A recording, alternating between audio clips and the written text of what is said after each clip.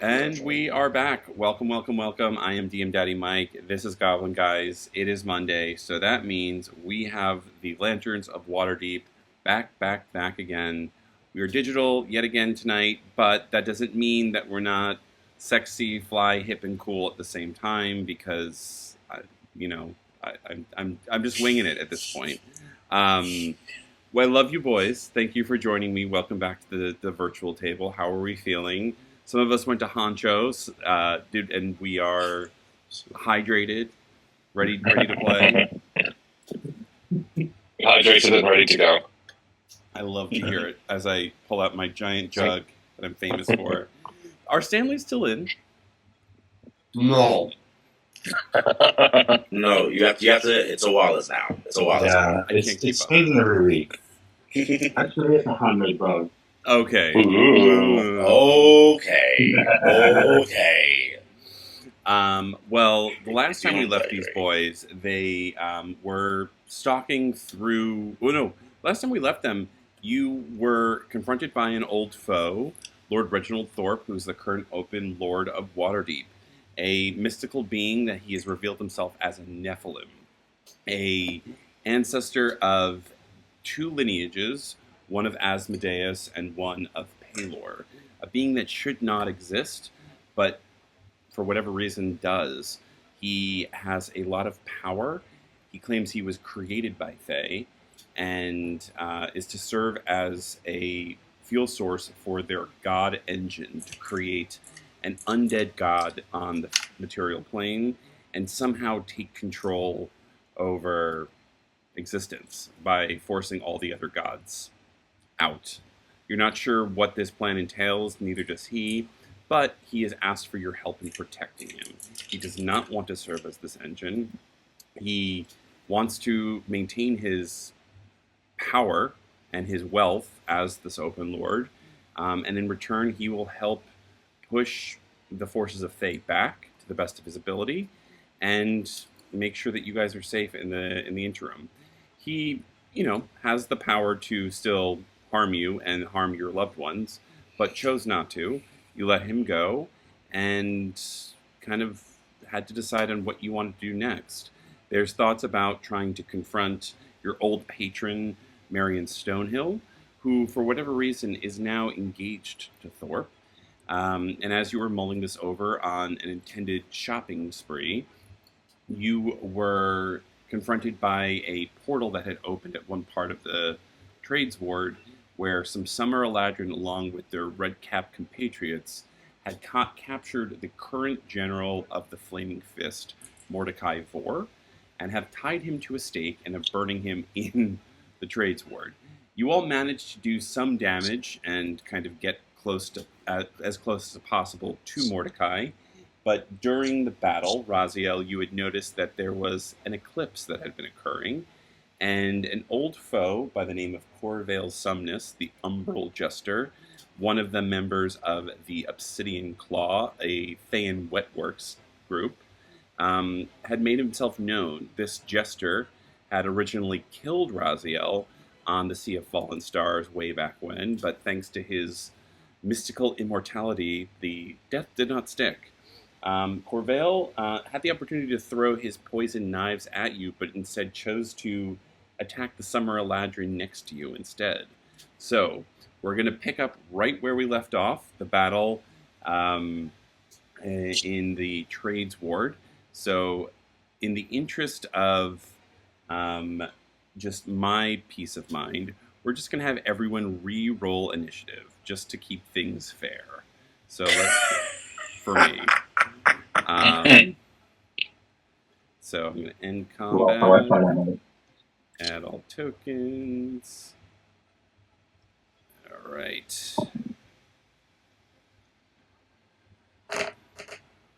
Roll your initiative, boys. Well, shit. Okay.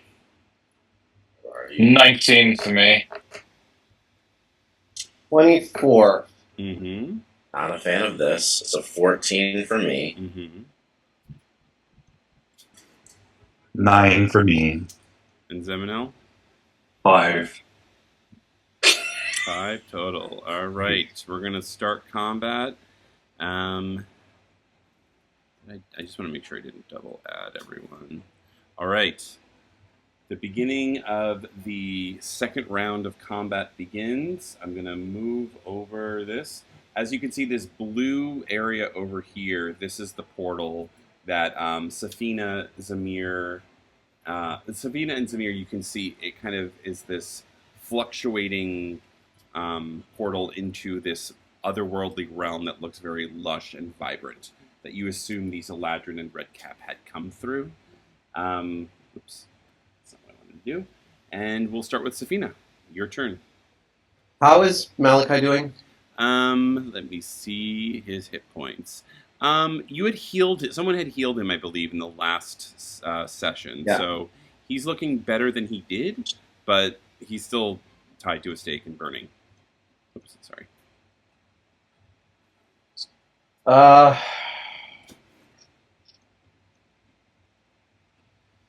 Zamir, you're gonna go before these. How are the red caps? They look pretty hardy right now. And Zamir, how are you doing? You're muted. I am just above half. You are just above half. Yeah. Okay. All right. I'm gonna risk. I'm gonna call out to Agnes and Zeminel and say, keep Malachi alive. I would say the only people that know, I'd say Agnes and Zeminel, on your turns, you can make perception checks to see if you notice Corvael's appearance. Safina Okay. and Zamir, you cannot see him because you are on the other side of the wall. Sure. I'm gonna yell to them and say, keep Malachi alive.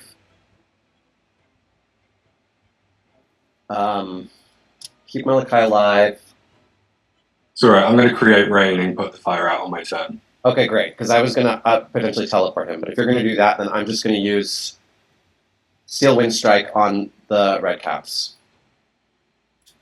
Okay.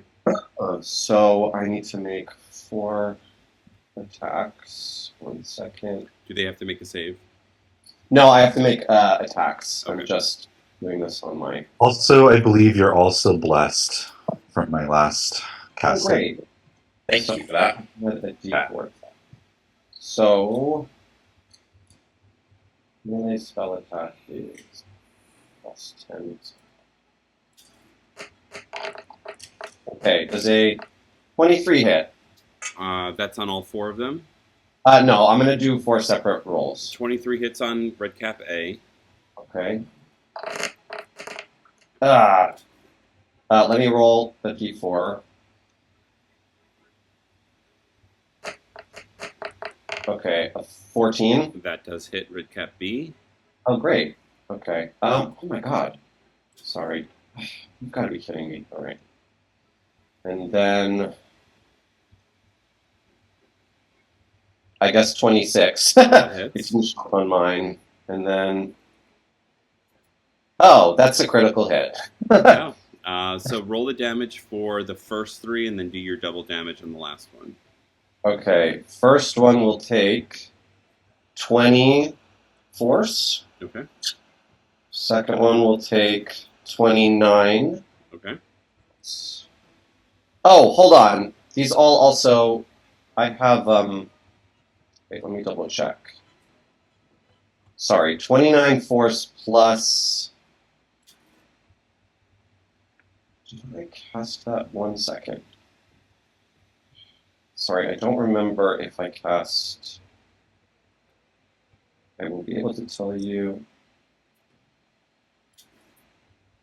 Yes, I did, because that spell slot is used. So the first one is 20 force damage and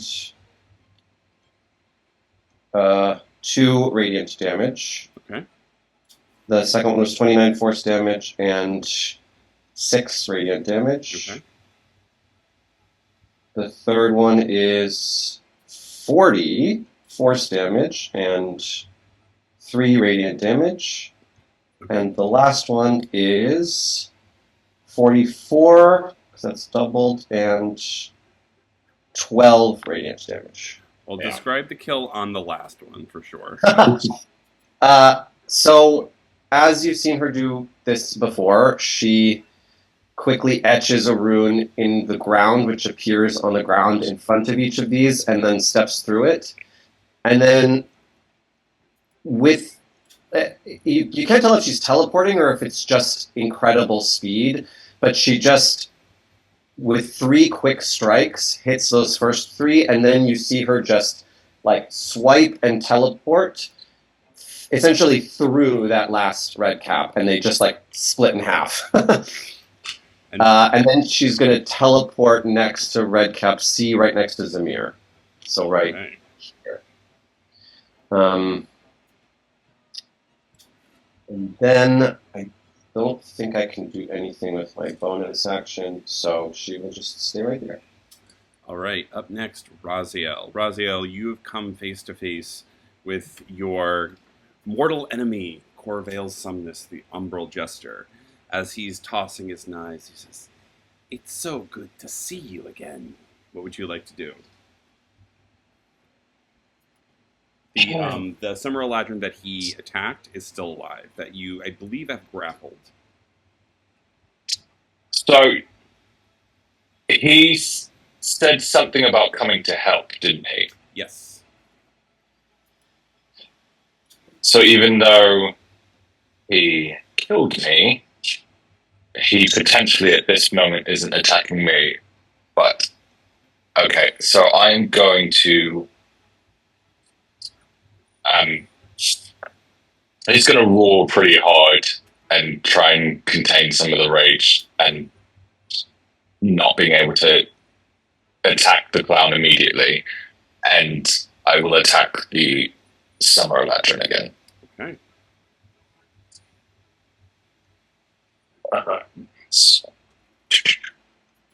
Oh.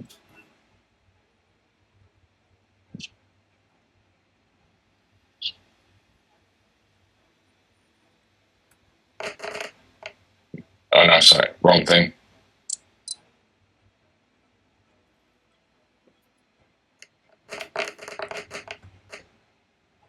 Sorry, I'm pushing the wrong buttons. Ignore me. We always push the wrong buttons.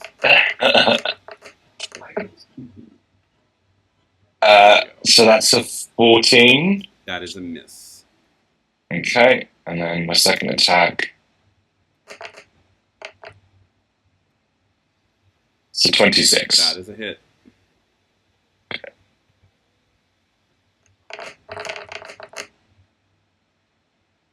All right. Okay, so that's 9 plus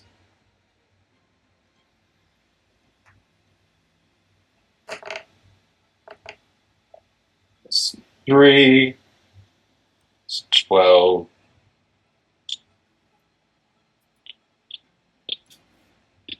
That's 19 damage to the Eladrin, and I'm going to push it back 10 feet with my attack.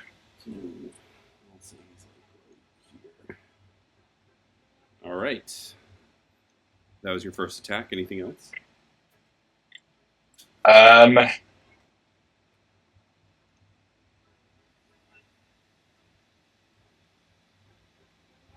That's it for now. All right. Summer Eladrin A is up next, and he is going to attack Zeminel with his long sword. 23 to hit. Why, yes. That is going to be 8 slashing and 16 fire damage. And he's going to swipe at you again. Come on, come on, come on. That is a 22 to hit. Yes. And he's going to do another 16 slashing and 9 fire. Okay, 16. I know I have absorb elements as a reaction. Mhm. You also have natural fire resistance as a tiefling. I have necrotic resistance okay. and poison because I'm a slightly different variant, I think. Got it. Never mind. But for the fire damage, I can certainly. What is that? Spell captures lessening. So I take half the fire damage. Is that correct? If you do Yeah. absorb elements, yeah. Okay. So what were the two fire damage numbers again? Sorry. Let me just double check. We had It's 9 and 16, right? 16 and 9. 15 and 9. So together that's 25. So half that to 13. Mm-hmm. Okay. And then you'll Fire add damage. d6. And I add a d6 of that onto my next melee attack. Yes. Correct. Yeah. Okay. Great. All right. The Summer Eladrin B is going to attack Raziel first with his longbow. That is a 21 to hit. That hits. You're going to take 9 piercing and 8 fire damage as he's going to 5, 10, 15, 20, 25, 30. And end his turn there. Corvael Somnus is up next. He's just going to wink at you, jump over your head, and kind of just like bandy down this open area. And you see him pull out his knives, and he's going to throw them at the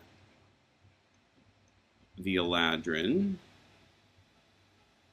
Roll this. He has advantage, so thank God for that, because I rolled a 10. Oh, okay, natural 1. So that's his first attack. He missed. Good thing no one can see him. What's going on with these rolls tonight? All right, that is a hit. Thank God. And he is going to cause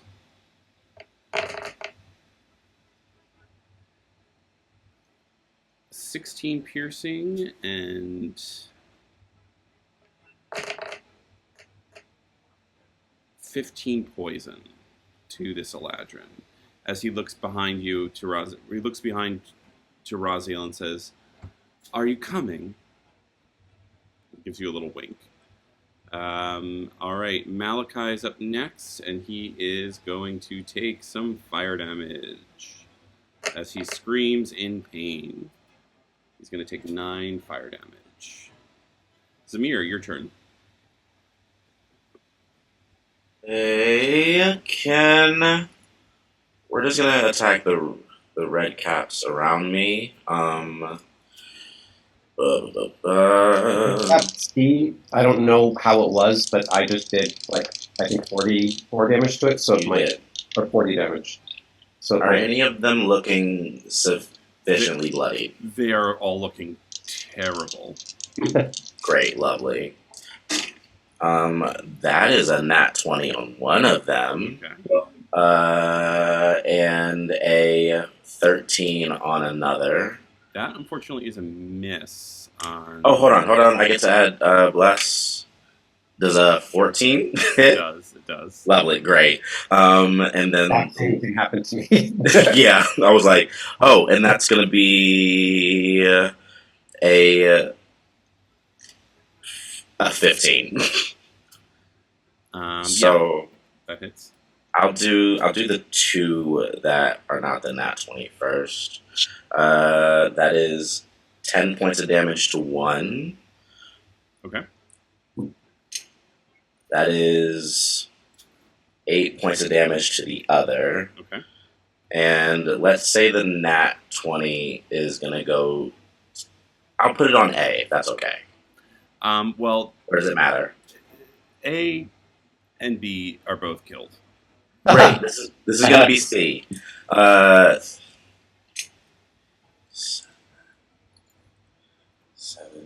goodness. That is 12 points of damage to the last one. Okay, he is still standing. Great. He's gonna get the Fury of Blows then. He's gonna get the last one. That is fuck me. That is like the fourth one. 14 again. To hit, yes, that hits. Yeah. And then 8 points of damage to that one. He is still standing. Jesus. All right. I think I will also, because this is like the third time I've seen Safina do that, and I'm just like, that is so fucking good. Damn it. She just smirks at you. But she smirks not at, like, with also being impressed. Yes. She's watching every move that you're doing. She's calculating it all. She's like, oh, he fell on that foot, and then they jumped on that foot when they punched in that. Okay, I see how they're balancing the gravity. Okay. Oh yeah, and the shifting of the weight is very interesting. Like, how did he get to that leg? His legs were crossed like 2 seconds ago. Yeah. Yeah. But I'll end my turn there. We're going to talk about this later.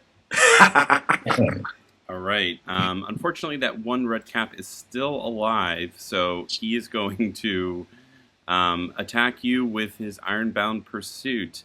And I need you to make a dex save for me. Safina, actually, because you caused more damage. Oh, I sure did. Okay. Dex saving throw, you said? Yes, sir. Yes, ma'am. Oh no! It was so close. A 10. Unfortunately, that's a fail. As Samir, you see this red cap running towards you, and then he feints left to Safina, and just does that like wrestling move when he jumps up and kicks forward with both of his iron boots. Oh, wait a minute. Oh no, it doesn't matter. Sorry. If I got under a 14, was the DC higher than a 14? Yes. Okay, then never mind. Keep going. You are going to take 13 bludgeoning damage, and you are knocked prone. Because he chose to attack Safina and not me, I'm going to use Sentinel, and that is 16 to hit him. That hits. And he's going to go ahead and... Oh, where's that attack? There it is. He's going to take 9 points of bludgeoning damage. Describe the kill. I see him go over, and yes, the kick lands, but I grab his head, pull him back, and toss him onto the ground, like fully over my head, shifting weight onto the ground behind me. And you just Safina, you get hit, and then the next thing you feel is as the red cap's head is just smashed like a melon next to your head, and you're just like, gross. Sorry about that. In my head, as he like sails over, goes, "Bag it."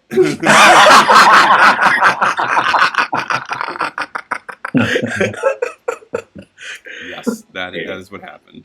All right, Agnes, your turn.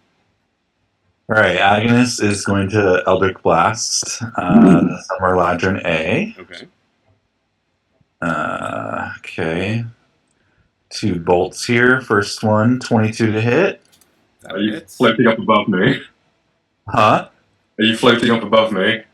Yeah, She's floating to the side of you, around you. She's curving the bullet. Yeah. 22 to hit. That hits. Okay, and then the second, 12. That is a miss, unfortunately, for you. Okay, we'll roll damage on that first. 8 force Okay. damage. That also pushes him back 10 feet. Okay. And then she's going to use her bonus action to cast Healing Word on Malachi. Okay. 1 moment. Level 3. Here we go. 15 healing. Okay. 15 it is. And that's her turn. Okay. Zeminel, your turn. Okay, I'm going to cast Create Water. All right. And it says you can create up to 10 gallons of clean water within range in a container. Alternatively, the water falls as rain in a 30-foot cube within range, extinguishing exposed flames there. Yes, I'm gonna Mm. say over a period of time the fire will burn out, but he is still tied to the stake. So Sure. by your turn next turn, the fire will be out. Okay, so And that's that. I will say that he will take, if he's still tied to the stake, he'll take half fire damage as opposed to the full fire damage. Okay. So that's there. The two of you are, Safina and Zamir are still down there with him. And then the only bonus action I have that I think is useful is I'm actually going to run up to the Eladrin A that just got pushed away from me, and I have a feat where I can do like a quick search action as a bonus action, and I'm literally going to try and frisk him for any like clues as to like who the fuck he is and why he's here. Like, is there anything on his person that like looks like either like a sigil or a crest or anything that could indicate who he works for, like Yeah. Well, any first, corporate logos. just with your just passive investigation that you would have just running up to him and his overall just like you've seen Summer Eladrin before. He's wearing the same armor and sigil as the summer branch of the Court of Seasons that you encountered after you had disembarked from the Sea of Fallen Stars. So you do know that he is part of this overall Eladrin civil war that's occurring. Why And he's specifically, sorry. if he has any papers on him, I want to like try and Roll a dex check, just a general dex check, just to see if you can. You're just gonna put your hand into like a random pocket and try and pull something out. This is all within 6 seconds. Yeah. I'm just imagining your primally savaged form frisking this summer often. I'll take this, thank you. That was a 19 on the die plus 2 dexterity. Yeah, I'd say instead of like you getting into a pocket, you just literally try to grab for a pocket and slash his pants, so he's just like barely holding them up. And yeah, like a few scrolls fall out from his person that you can pick up one. It looks Great. somewhat official. You can't read it right now because it's sealed. No, there's no time. So pocket that for later, and I think that's my turn. All right. At the beginning of the round, the portal shimmers and shakes as you see a number of creatures emerge from the portal as they're all kind of screaming. But Zamir, you're the first to notice your old dog Nod also appears. The blink dog that you encountered way back when, who you lost during the night of shifting. Oh my gosh, yes. I made a point to like think about asking for this one. Yes, great. So I'm going to. How do I? I want to make sure I add everyone back in.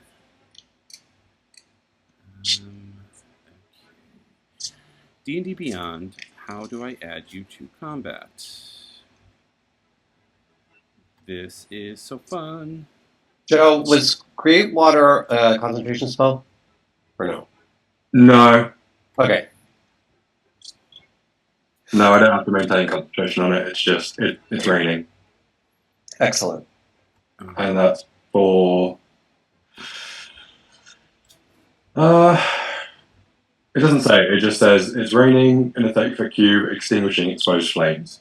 What's the duration at the top of the spell? It just says instantaneous. Oh. For the duration. Weird. Okay. All right, Safina. You see these creatures emerge from the portal. Mordecai is still tied to a semi-flickering flaming stake. What would you like to do? I am going to, given that... So this rain will help us fight in front of the portal, but what's going on with the portal? Like, what does it look like? I'd say roll an Arcana check. This is just like your general understanding of portals in general. This is you thinking with portals. 17. From what you've gathered and seen over the past, that this is a tear in reality that you've heard of and potentially experienced with the lack of a King of Twilight on the throne. You're not sure if this is permanent or not, but it seems to just be a tear into what looks like the Feywild. And it doesn't look like anything's getting like sucked in. No, it's just like an open, like it's similar to the plane of Earth that you experienced. The only thing that was different is the plane of Earth formed a gravity well because of the lich that was stuck in there. He pulled you in. Got it. Okay, great. I'm going to vortex warp Malachi Okay. over in this corner. Okay. He plops down with a squelch. He's says, thanks. And then Safina's going to...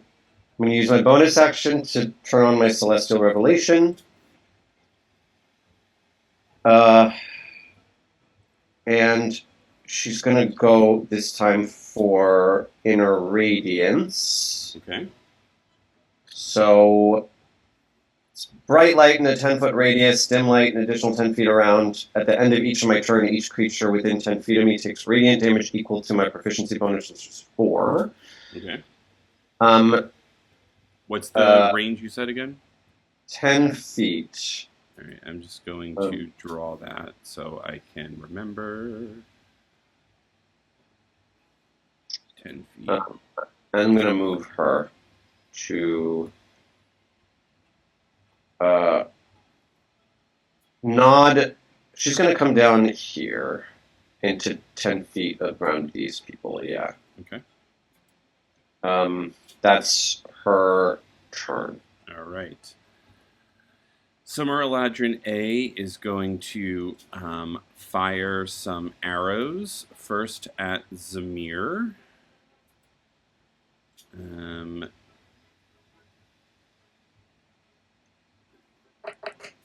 That is a 21 to hit. That is a hit, but I am going to roll and see if that I can remove that damage. Okay. This would be a D10. That would have been a 14 to hit, or 14 damage of piercing. I bring that down. I rolled it so I can remove it to 10. Yeah. It's always weird. Yes, that doesn't hit me. And then I'm going to try to send it back. Okay. I'm going to say you do take the 2d8 worth of fire damage because it is a flaming bow, a flaming arrow. So you'll take the 14 fire damage, but yes, you can negate the piercing damage and send it back to the Summer Eladrin. Okay, solid.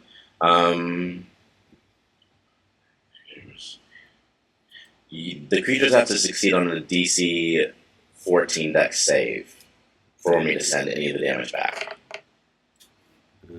He failed. Solid. That is... They're going to take 18 damage back. All right.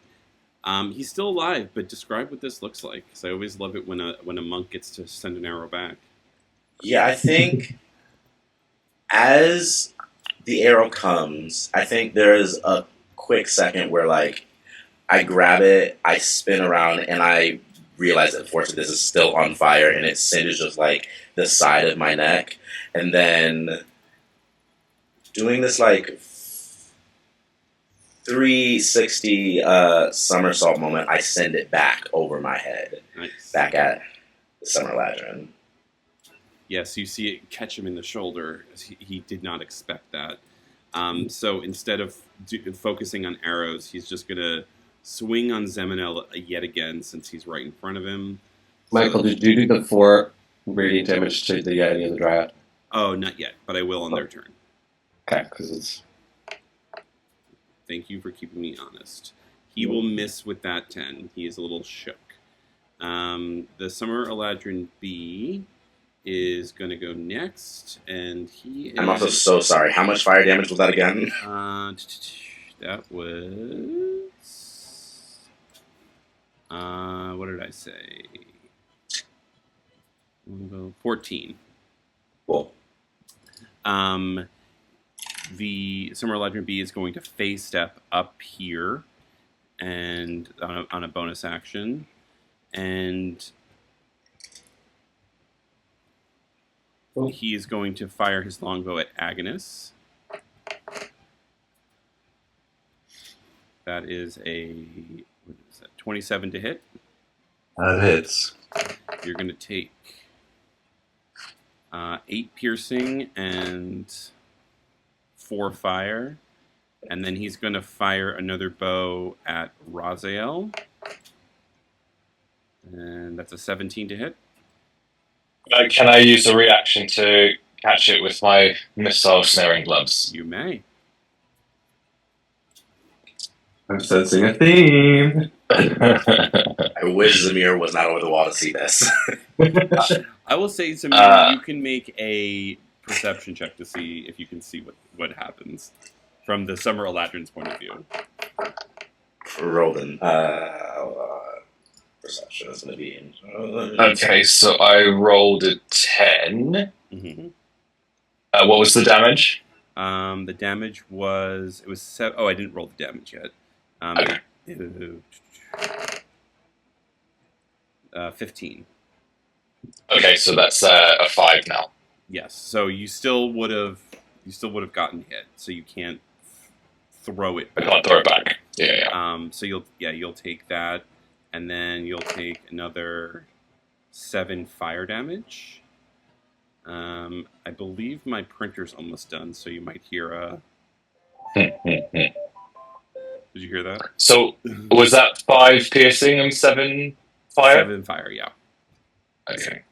Corvael Somnus is going to use his turn to bound very acrobatically up these. It's almost like he's walking on water, and he just kind of effortlessly. You ever see? I'm thinking very specifically to the last season of Avatar when Suki was in the Fire Nation jail, and she managed to. And she's running on top of it. Yeah. Yes. Yes. Like very like. But almost a little unnervingly. But yes, he uses his full movement and action to climb the wall and lands. And you all, Zeminel and Agnes, you both see Corvael standing in front of you. Zeminel, you know who this is. Agnes, you're like, who's this fucking Jester? And he just bows in front of you, Agnes, and he says, the famed Plague Queen. On my honor. Malachi is going to do nothing and just stay prone. Zamir, you see Nod, and I see Nod and a Hobgoblin Warrior. Can I...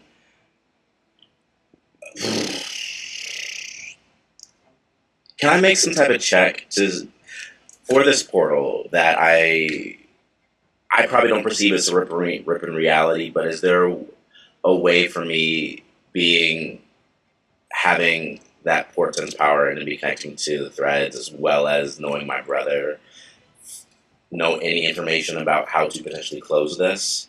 I will say, make a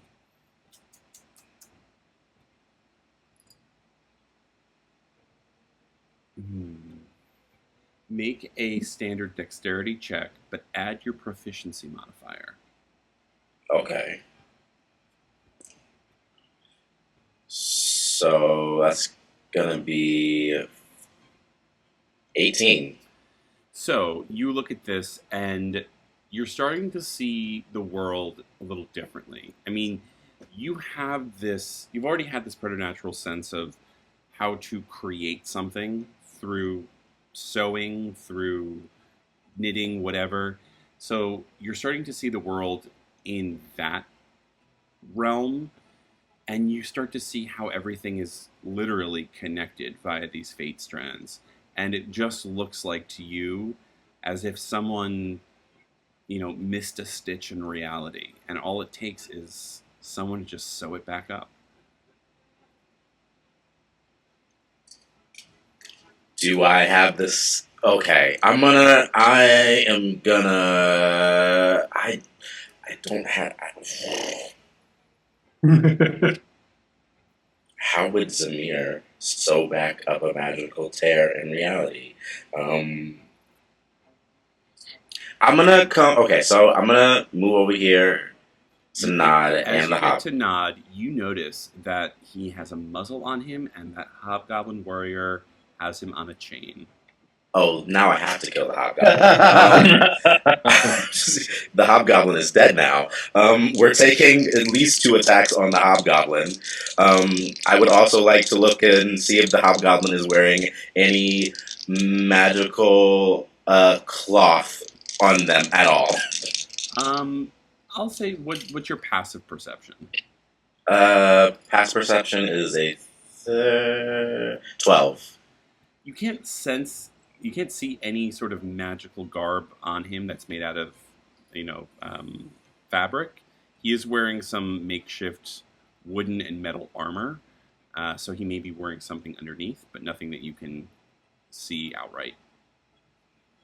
Okay. Well, I'm still taking those 2 attacks on them, and that's going to be a 19 and a dirty 20 to hit. Those both hit. Okay. You see Zamir literally take out their quarterstaff, spin it around themselves, and just start wailing on this person. That's going to be 6 points of damage, Okay. and then 12 points of bludgeoning damage. A hobgoblin does not have many hit points. Describe the kill. Great, lovely. I think it's definitely like that figure 8 motion, and the goblin's head is definitely like doing that a little bit, and then the last one is just like an uppercut with the staff to send the hobgoblin up and flying a little bit as they come back down and crash. Even through all of this, you just hear a very faint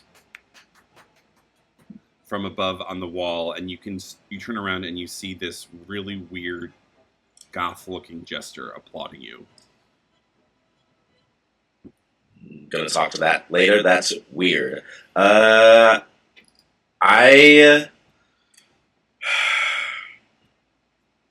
know what? Do I see this hobgoblin's thread at all? It's starting to fade. Can I grab it and try to fix the stitch of the portal? You may. Just like rip it off of him? You can easily pull this thread, what's left of it, at the end of his life that you just took. And you probably pull enough to surmise maybe a partially of this portal. But yes, you're literally carrying what's left of this hobgoblin's life in your hands.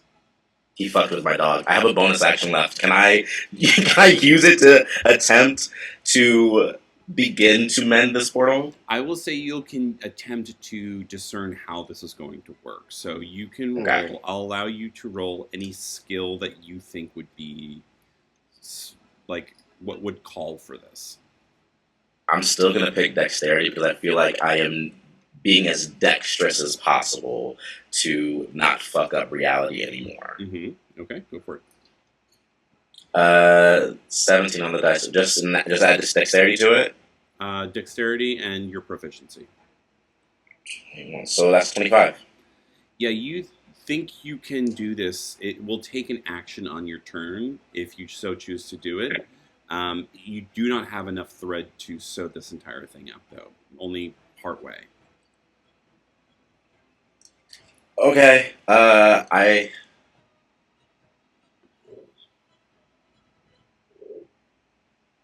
Anything else? Damn, I don't have enough.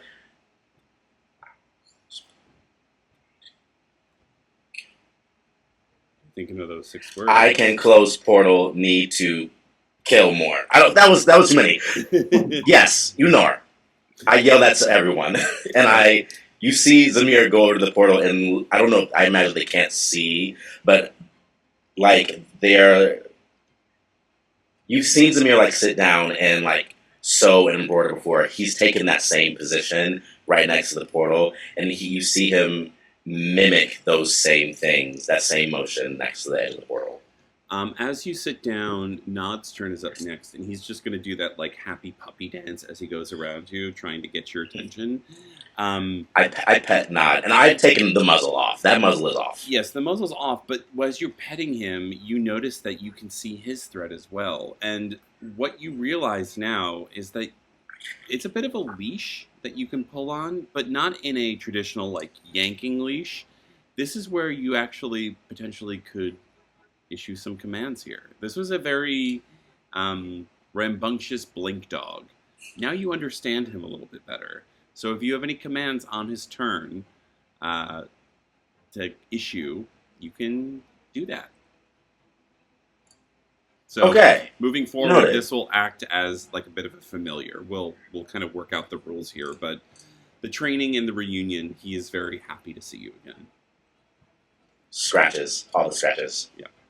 But it is turn. Do you have any commands for him?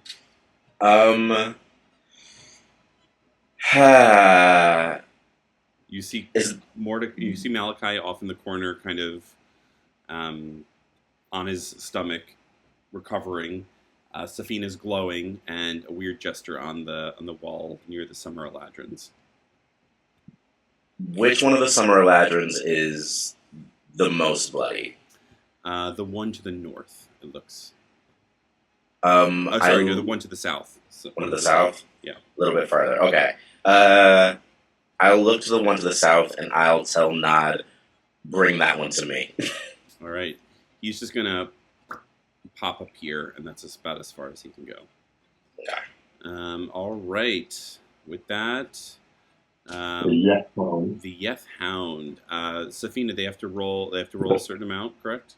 No, they just take 4 damage at the end of all of my turns. Okay. They take proficiency bonus damage as radiant damage. So they would have taken that at the end of my last turn. Okay. So I'll just mark that down now for both of them. Yeth Hound is lumbering towards you, Safina, and Bang, what is that? Interesting. I forgot he had this. I need everyone to make a wisdom saving throw. Ew. Do we still get bless on that? Yeah. They're active.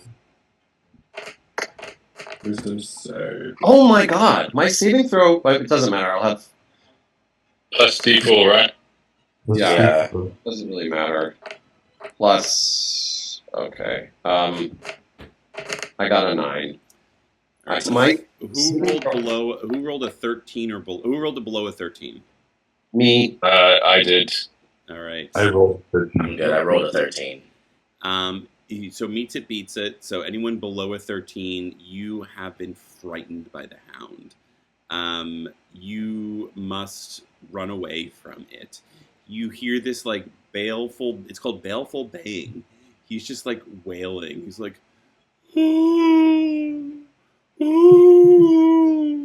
like almost crying, but it's very creepy.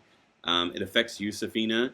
Raziel, it's interesting. It says, every enemy within 300 feet of the hound that can hear it must succeed. So you're also frightened. You're not sure what that sound is, but you're running away from it. You succeed in a wisdom saving throw or be frightened until the hound until the end of the hound's next turn, or until the hound is incapacitated. So you will have to wait until the end of its next turn, both of you.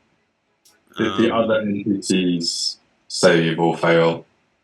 Say it again. Did the other how did the other NPCs do, like saving or failing, like Malachi? They were not or affected by it. There seems to, yeah. Raziel, it is your turn. So, do I have to now run away from? Yes, I'm sorry. Great. So I guess I Just go just move there. Off the field. away from everyone else. Yeah. Can I still do anything, or is that it? You can do whatever you want at this point. I don't know what else you could do at this point. I'm going to use Warrior of the Gods to heal myself. Okay.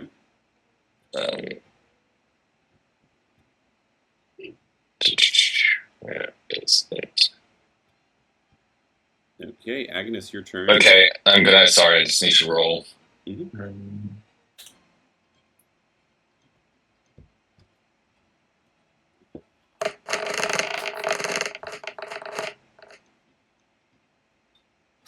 So I've healed myself 44 points.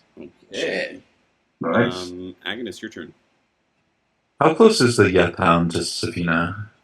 He's like right next door. Okay. Agnes is going to drop Bless for you all, and instead she's going to cast Slow on all the creatures in this box here. So that would be the Yeth, Dryad, Summer Legend B, and Summer Legend A. Mm-hmm. What do they have to roll against? Or does They need to do a Wisdom saving throw of 16. Yeth survived. Dryad failed. And Summer Okay. Eladrin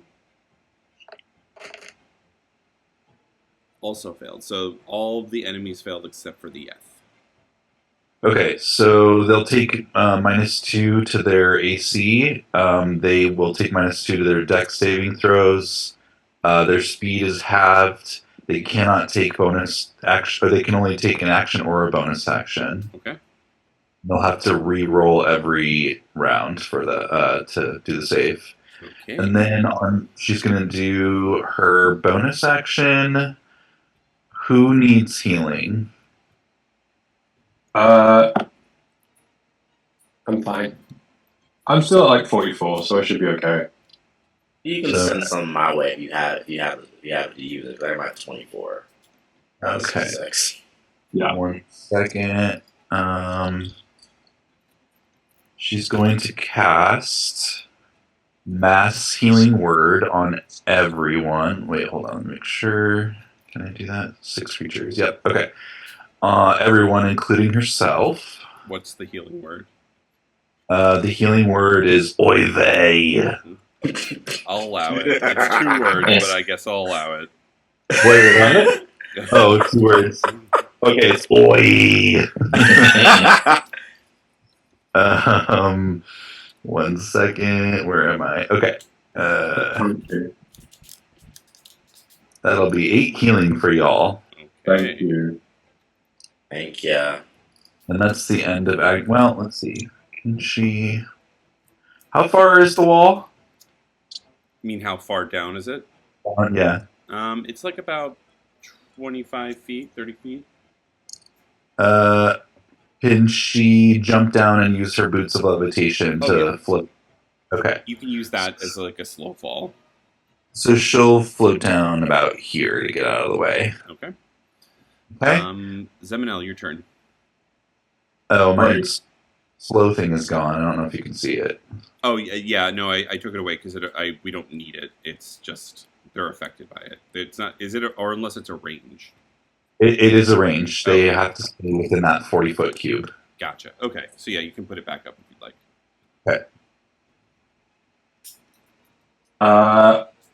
I feel that like extra burst of healing. I'm still looking pretty demonic at this point.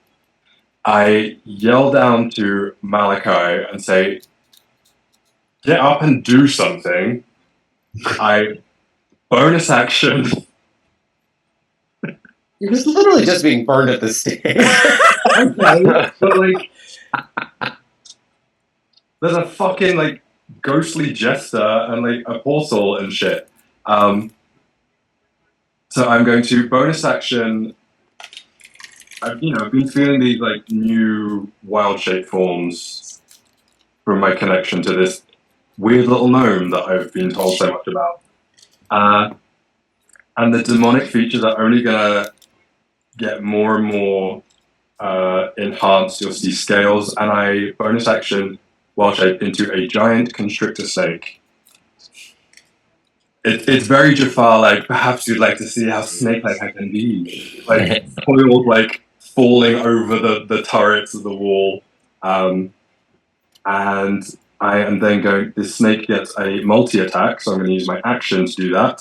So I'm going to do a bite attack on the Eladrin in front of me. Okay. So that is a +6 to this roll. I believe he's got some debuffs. Yes, he is slowed against dexterity saves. Okay, so I'm going to roll this and add a 6 to it. I guess a 10 probably doesn't hit. No, it does not. Nope. And then the second part of that multi-attack is a constrict. So he has to make a strength saving throw DC 14. Okay, let's see what he does. He's 14, you said? Yeah. He succeeds. Okay, well then... yeah, that's it. Because he's not going to take any damage if he succeeded, right? Correct. Okay, well... It's the first time I've done the snake. I'm not very good. Sorry, everyone. Well, no, you have to learn it to use it, I guess. Dryad's going to come up to you, Safina, and she's going to cast... what is she going to cast on you?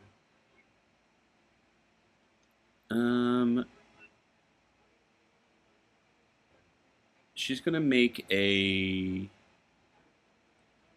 Vine Lash on you.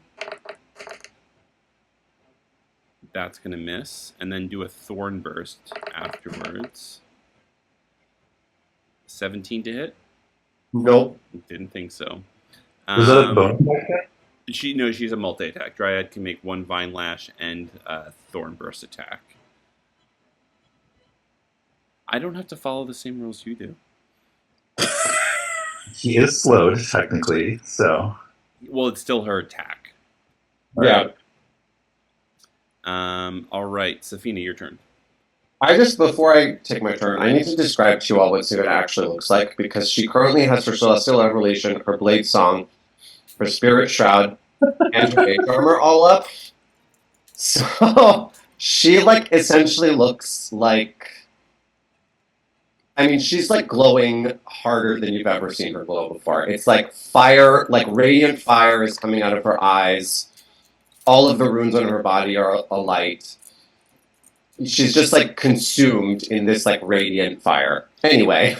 She's gone Super Saiyan. Not to mention that she has, runic radiant spirits all, floating and flitting about her in her radius. So, anyway. I'm really giving, the opposite sides of... Yeah.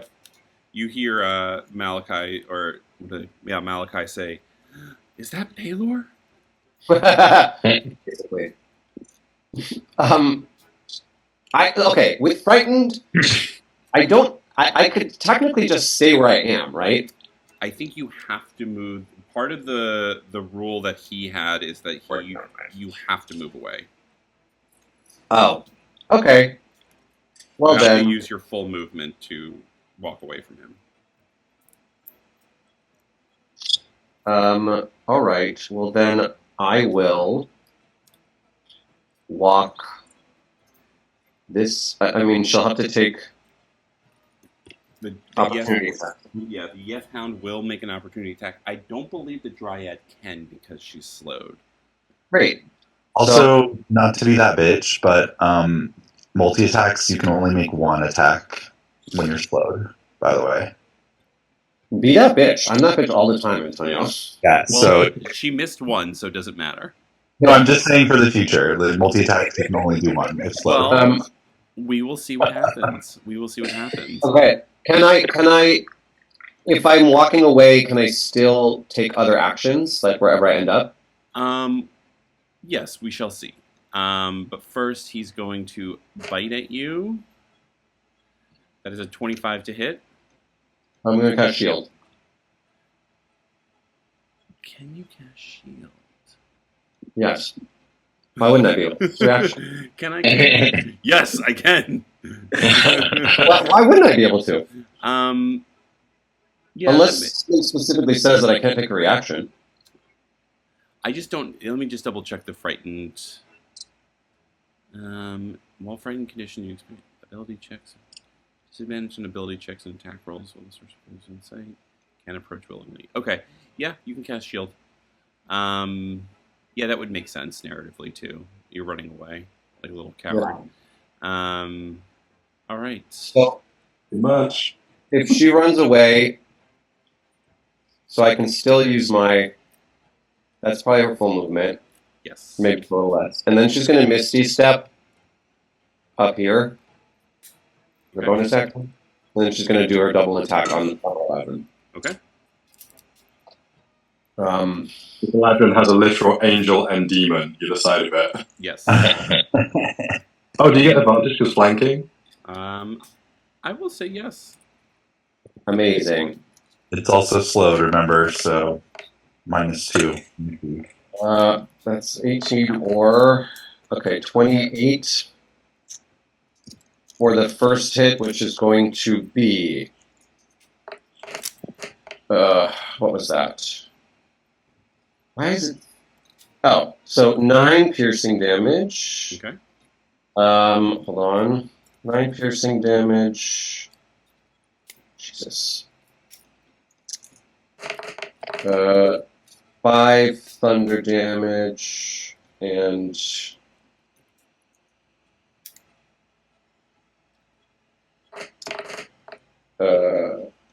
3 radiant damage. Okay. And then her second attack won't have booming blade, so that will just be this. Okay, 29, but just in case I get a crit, I did not. Okay, 29, and that will be 13 piercing damage and where is it? Another 5 radiant damage, Okay. and then it will also take an additional 4 radiant damage for my Celestial Revelation. Let me. I'm gonna move this just so I can move this, and then move this back. Okay. Anything else? That is her turn. All right. Summer Eladrin is going to attack you back, Safina. First with his longsword and miss, and then he's gonna swing around and try and attack Zeminel. Wait, can't you only do one attack? You're right. Sorry. Summer Eladrin B is going to use his bow and attack once at Corvael. And miss. Corvael's going to run up. I guess, Agnes, would you have targeted Corvael with your slow? I did not target Corvael on purpose. Okay. Also, because we're doing rules as written, you can re-roll all of those 2 for slow to see if they are still slowed. But do they have to roll a wisdom? 16. Wisdom. Y'all, there's a baby in the next room over who has just started shrieking, like not crying, like screaming. Oh no. Take it. All right, so Summer Eladrin B saved. Okay. The other one did not. The Dryad is not her turn. Sorry. No, it's so good. The expressions are amazing. But my delayed flight there was also a baby crying for the entire time that I was delayed and on the flight. Is it the same baby? I sure hope not. Because anyway, sorry. Well, Safina, will you take that energy back to the child, your fictional child? That Project it all onto my poor baby. Your poor fantasy baby. Yes. Yeah. And then I don't even know where I was. Corvael. He's going to go. He is going to run up and attack twice because he's not slowed. Oh, natural 20. Right. And he is going to cause 14 points of slashing on Summer Eladrin. And how much poison? 3 poison. He's going to slash it again. No, actually, he's going to throw his knives behind him at the Yeth Hound. And he's going to he's going to succeed. He will hit, and he will cause 15 points of slashing damage. All right. Malachi is incapacitated. Zamir, your turn. Okay, so you said it. I'm holding a thread, Mm-hmm. and it's going to take an action for me to use this thread, Correct. or an action total to like close it. An action to use the thread. You do not have enough Okay. thread to close it fully from your assessment. Okay, I will.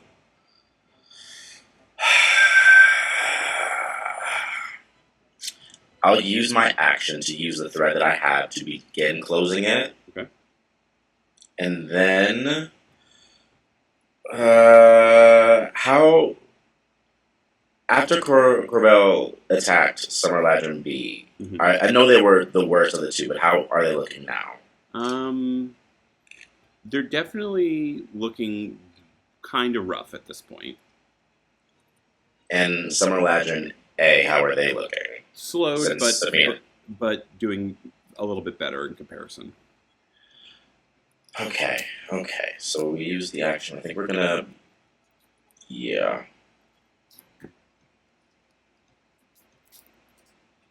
Oh, is the fire out? Yes, it's completely out now. Bet. Then I will use my. Actually, do I? I have enough room to do. Oh, that's only 35. Yeah, Zamir's gonna full sprint over to. That's not what I need this. Give me that. Yes. Sprint up and scale this wall to get behind Summer Eladrin B, Mm-hmm. and then use their bonus action to attack them. Okay. That is going to be. I can't use my quarterstaff, but that's still going to be a. Why is math hard sometimes? 22 to hit, That definitely hits. and I need them to die because I need their thread. That is going to be 6 points of bludgeoning damage, and I will Fury of Blows and attack them again. Okay. That is going to be. I don't see him. That's going to be 27 to hit. That definitely hits. Ooh. That's 10 points of bludgeoning damage. Okay. I would like you to describe the kill. Lovely. So you see Zamir full sprint and then scale this wall, but not using any hands. He literally like runs up the wall and then kicks off, doing a somersault in the air. And then while he's in the air, he comes down right on the Summer Eladrin and then punches them in the face, spins their head around, and you see them yank something off of the top of their head. Cor, you make as you finish this whole process. It's too quick for you to even notice, but you see Corvael just like maintaining eye contact with a giant smile on his face the entire time. Ugh, that's creepy. That's what I pretty much use all my movement, so I will stay here. Yeah, I'll stay here. All I right. can't do anything else. And for Nod's turn, then I will tell Nod. I don't want him to die after any of these people. I'll tell Nod to go give Agnes snuggles. You can see that he's looking out towards Raziel running away. Oh, that's right. Not because you can. Nod can't give anyone else the bonus action, but can I get Nod to run after Raziel and try to grab their coattails and bring them back over here. Nod will Blink them over here. over here, and he will wait with an action to port Raziel if he touches him. Raziel, you see Right. this dog pop into existence, your old friend Nod. The Yeth Hound is going to approach Agnes, since she's the only one down here. Get away from me, bitch. What? Nothing. Y'all left me. And because he is not slowed, he's going to do 2 attacks. Don't make me angry. Don't worry, he got an 8 the first round. Yeah, And a 15 to hit. That hits. Oh, I'm gonna silvery barbs.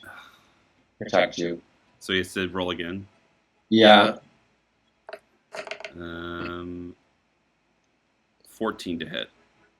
That hits. Okay, well, I'll give you advantage on your next roll. All right, Thanks for so trying. 14 piercing Oh, okay. and 10 psychic. Jesus. Okay. Raziel, you see Nod just kind of bound. Go ahead. The Yeth needs to roll again, save for slow. The Yeth was not slowed.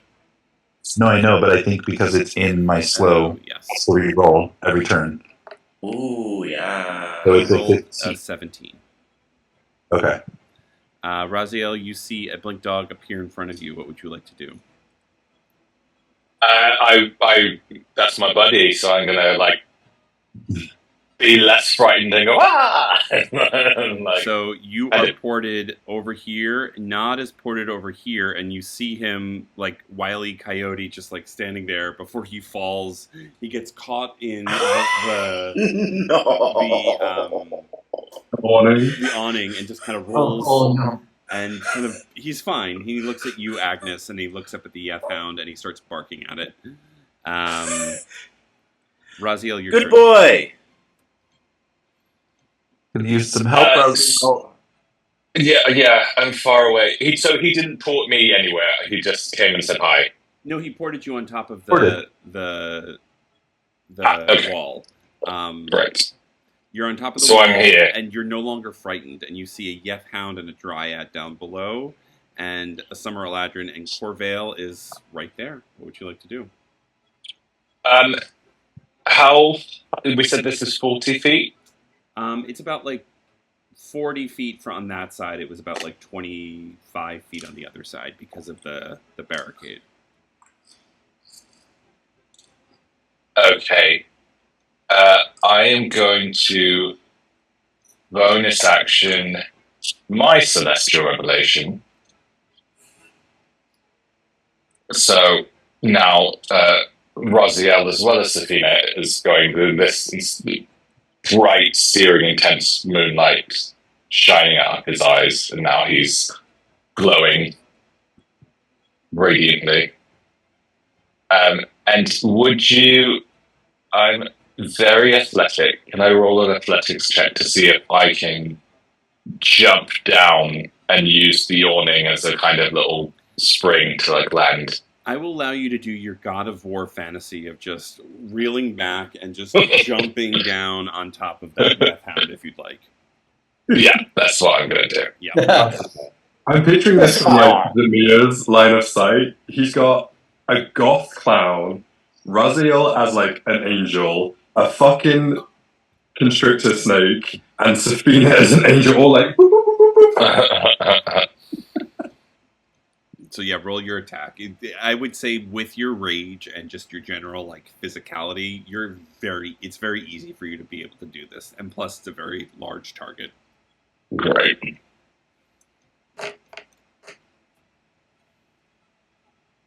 Uh, 19? Yeah, that hits. Great. So...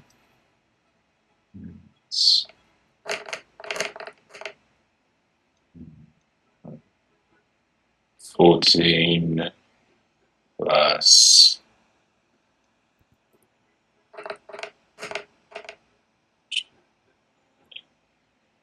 so that's 17, but then also... Just check.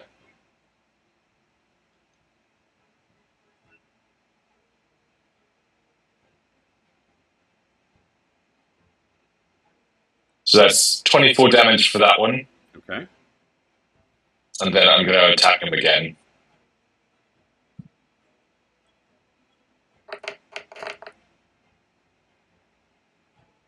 $21 hits. That's a hit.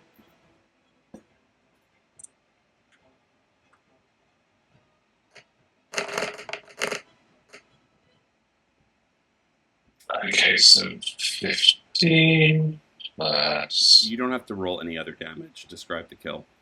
Right. So Roswell's kind of leapt off the top of the wall and just done this, like, and smashed him in the head coming down. And then the next one is just a backhanded uppercut, and he, like, just detaches the head from the throat. He is dead. Agnes, your turn. Okay. Agnes is going to use a sorcery point, and she's going to twin spell Chromatic Orb at the Dryad. Okay. It's going to be fire damage, but I'll roll here.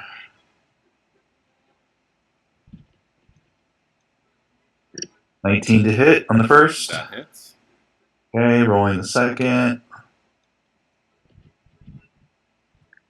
22. That hits. Okay, and then damage. First one does 17 fire damage. Okay. Second does 7. Describe the kill. She just throws this orb of fire at it, and it just erupts into like this roaring flame since it's a dryad, and it just burns to ashes. And it is just a withered piece of bark on the ground. Zeminel, your turn. I am going to rear up as my constrictor snake form and try again for this multi-attack. So I'm going to try literally like bite down on the head of this Eladrin. Mm-hmm. So, and do I get advantage for flanking? Yes. Great.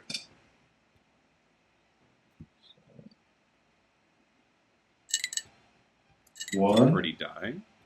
No, thank you. Oh, that's worse. Okay, well, I guess I'm not making any of these. Well, wait, you get another attack, right? Multi-attack? Yep, I get the constrict. So he has to. So I missed on the bite, and I'm going to try and then wrap around and cause bludgeoning damage. So he has to make a strength saving throw DC 14. He failed. Okay, great.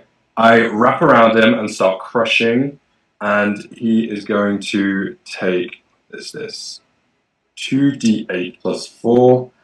And as it's a melee attack, would you allow that I add the d6 from that previous absorb elements? Oh, yeah. Or not? Definitely. Okay. So as I'm squeezing, you actually see like between the coils like fire and heating up. So it's going to take 2d8 plus a d6 plus 4. So that's 9 plus 4. He's going to take 13 damage Describe as I the kill. squeeze and burn. And you hear and smell the sizzling, but you can't see it. And he burns to a crisp. We are effectively out of combat. Zamir, with the errant strands, you're definitely able to pick up enough to sew this tear up. And it feels as if like this is like in your bones. Like you know how to do this.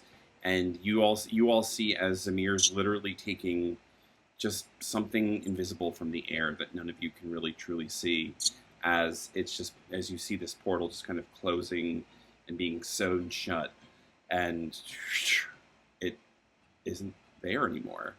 Corvael leans over, and you all kind of gather at the foot of this, and he says, "It is a pleasure to see you again, Raziel, Zeminel. So many Z's in this group. Hello, my name is Corvael Somnus. I am a Thane representative, and I'm here to offer my assistance. How are you all this evening? As saying Thayan, I think Zamir immediately looks at y'all two and just be like, "Are we okay with this?" And you see him begin to. What you guys will probably realize is him about to jump and or teleport through darkness to this motherfucker. I mean, Rosiel's bristling as well. Like, he's, like, in no way relaxed and is ready to roll, like, the moment there's anything happening. Corvael puts his hands up and he says, I'm not here to fight.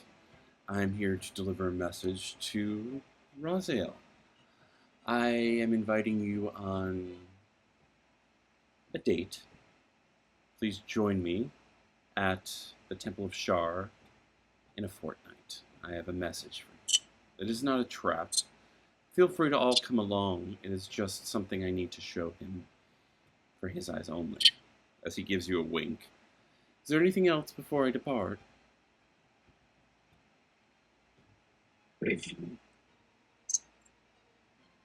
Why should I trust you? Because I am on the material plane. I am a physical being, and the gods cannot be trusted.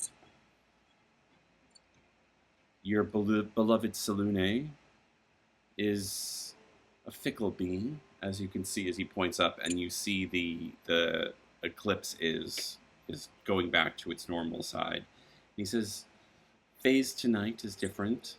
It will be different tomorrow night upon that. She's not to be trusted. Neither is my Mr. Shar. The gods are a plague upon this world, and I hope to see them fall.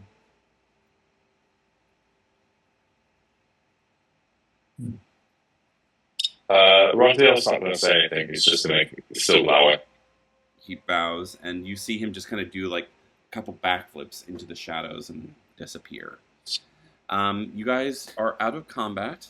We're going to take a quick break here to give ourselves some time to just kind of reset, recompose, and level up. You guys are all now level 10. So enjoy that if you want to level up right now. But we're going to get back to what these boys want to do now that they're level 10. I'm not going to... So as on stream, you're going to see the title cards, the character cards on the right. I'm not going to update that. They're level 10. Just use your imagination. Enjoy. We'll be right update back. it right now. Do it right now. Yeah, I'm what not are you getting doing, into Jackie? Canva and updating that. Sorry. Be right back. Did you think that was something else?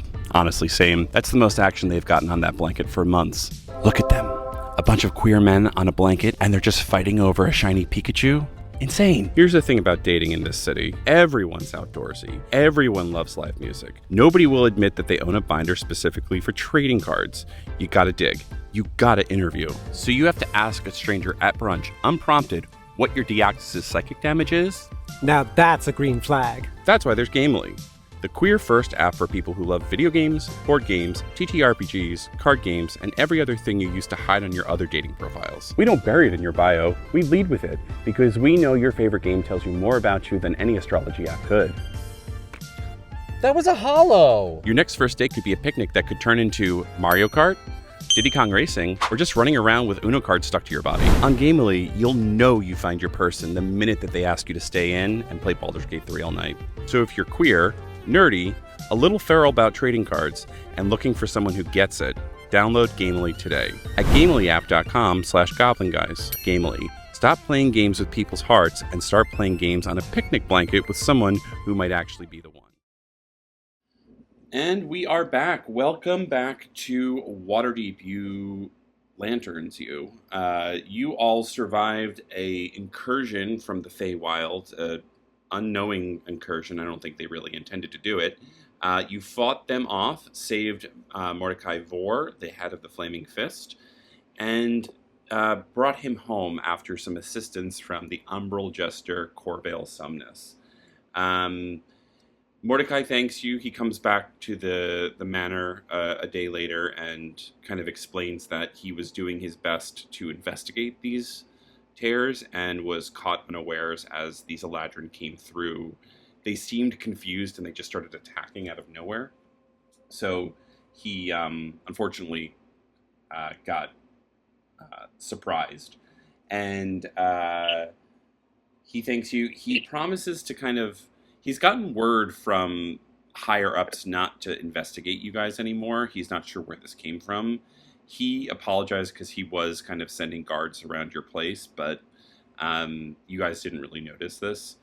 And yeah, it's you feel pretty much safe out in the open now in Waterdeep compared to where you were when you first got here.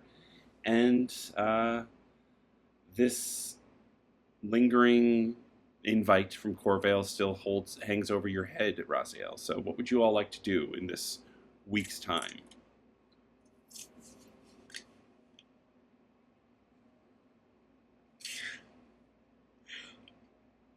And Tony, do you have anything to go? Because I know you want to go first. Or like when you need to head out. Let's see. What am I doing? So you can you know that you have a connect. You've always had connections in like the docks ward in the Undercity. You're kind of like the people's doctor. You also have some stuff that you've kind of taken from your old research that you could look into, and I don't know. There's other avenues you can just kind of investigate, and we'll do your when we get to you. We'll also do your shopping part of the portion. Yeah, she'll go down to the docks and help around with some healing down there, and maybe see if there's any rumors or anything. All right, do a medicine check for me, please. Okay.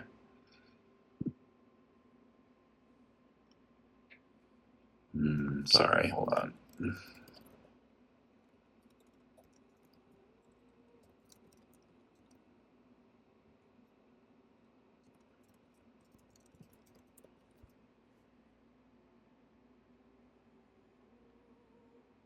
Seven. Yeah, it's hard because there's not a lot of people defined. You've noticed that since the shifting, there's been probably at least like 10% of the populace isn't here anymore. You're not sure if that's just because of the shifting or because people have moved out of town. So you don't find anyone that really needs like significant healing. You kind of, take care of some bruised elbows and kind of a broken finger here and there, but it's nothing that no one else couldn't handle. But you do catch out of the corner of your eye a metal man, probably about the height of Safina, carrying a giant warhammer as he's walking through the streets. He's like getting into a fight with some dock wards people as they're kind of like making fun of him and throwing fish at him.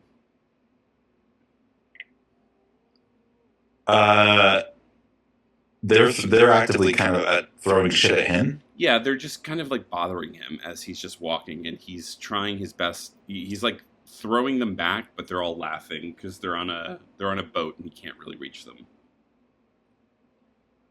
She's gonna investigate, see what's going on with this man. As you get closer, you notice that this is a Warforged, one you've never really seen before. But he is saying, "Please stop! I do not deserve this. Please stop." She walks up to him and taps on his shin, and she says, "Hey, you, what's your designation?" He looks down and he says, "Gnome, curious. My designation is 6. What is your designation?" Agnes. I am not familiar with his designation. From where do you hail, Agnes? Here. Interesting. Are you looking for someone to protect you? No, but where are you from? I know some of your kind. He looks. If he could look quizzically with a metal face, he would. But he just kind of tilts his head. He says, "I am from the chasm in Neverwinter. We were pulled through in an incursion from the Astral Sea. My brethren, 9 and 6, refused to leave. I am on the search for my brethren. From where are they?" I know one of your brethren, 10. He looks at you again. He says, There is no such designation. We are the 9. She looks confused. Well, I know a 10. Fascinating. From where is this 10? Neverwinter, right? He's in Baldur's Gate. Oh, sorry, Baldur's Gate. She's like, he's in Baldur's Gate. I will leave post haste. Greetings and salutations. As he just walks off towards the south. Okay. She's also going to go see her son again. Okay. He just wants to catch up. Yeah, you spend, a little bit of a tense evening together. He's still kind of reeling with the revelation he gave you about Thornhold. And he says, I am worried there is still groups of doctors or groups of healers looking for your work. And if they discover what I will, I don't know if they'll have the same barriers to their well-being. I fear for changelings across this continent. He's gonna look at him and say, do we know if there's any more evidence of my research out there? Well, your lab in Thornhold may have some hidden locations, and I do believe you did have labs in both Neverwinter and Baldur's Gate as well. They may...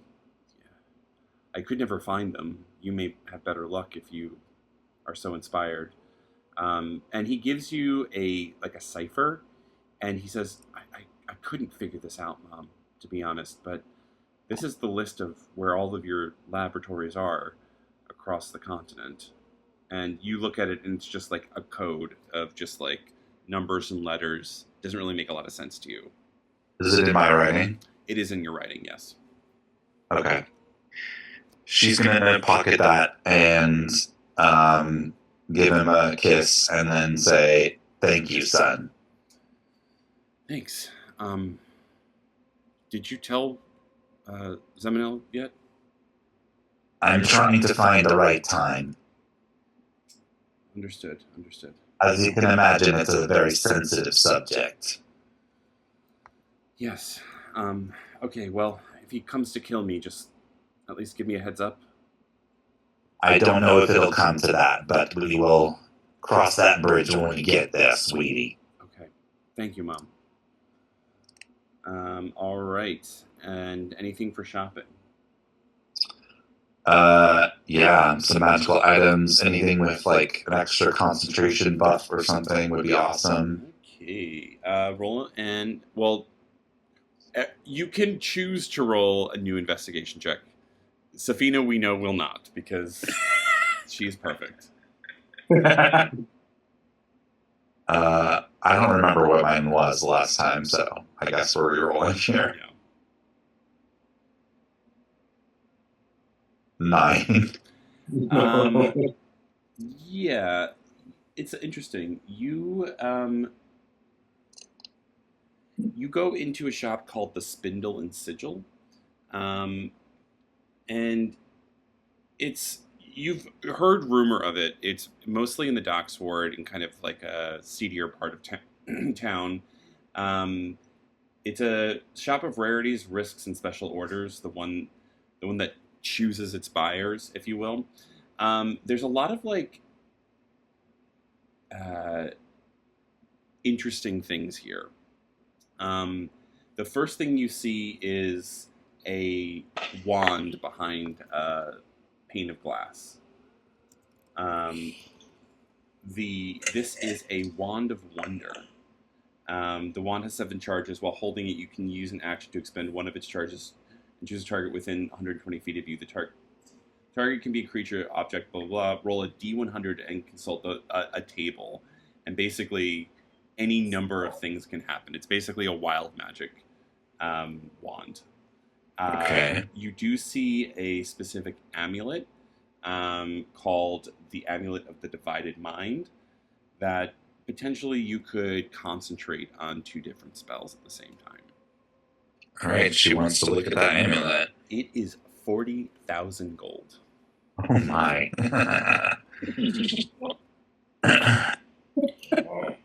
How much is the wand? The wand is 4,000. 4,000 gold? Jesus. Okay. The guy's name is Valeth, and he's a high elf, and he says, "You're a curious little one, aren't you? I'm sure you have many secrets, don't you? Yes, and many stories, sweetie. Anything valuable, worth selling? Information, maybe?" Hmm. Do I still have a connection at the Candlekeep? Yeah, you do actually. You're still part of the Azure Whisper. Oh, right. Hmm. Yeah, and she's not gonna fuck with this. She's like, man, my secret's on my own. Fair enough. Is there any other magical items?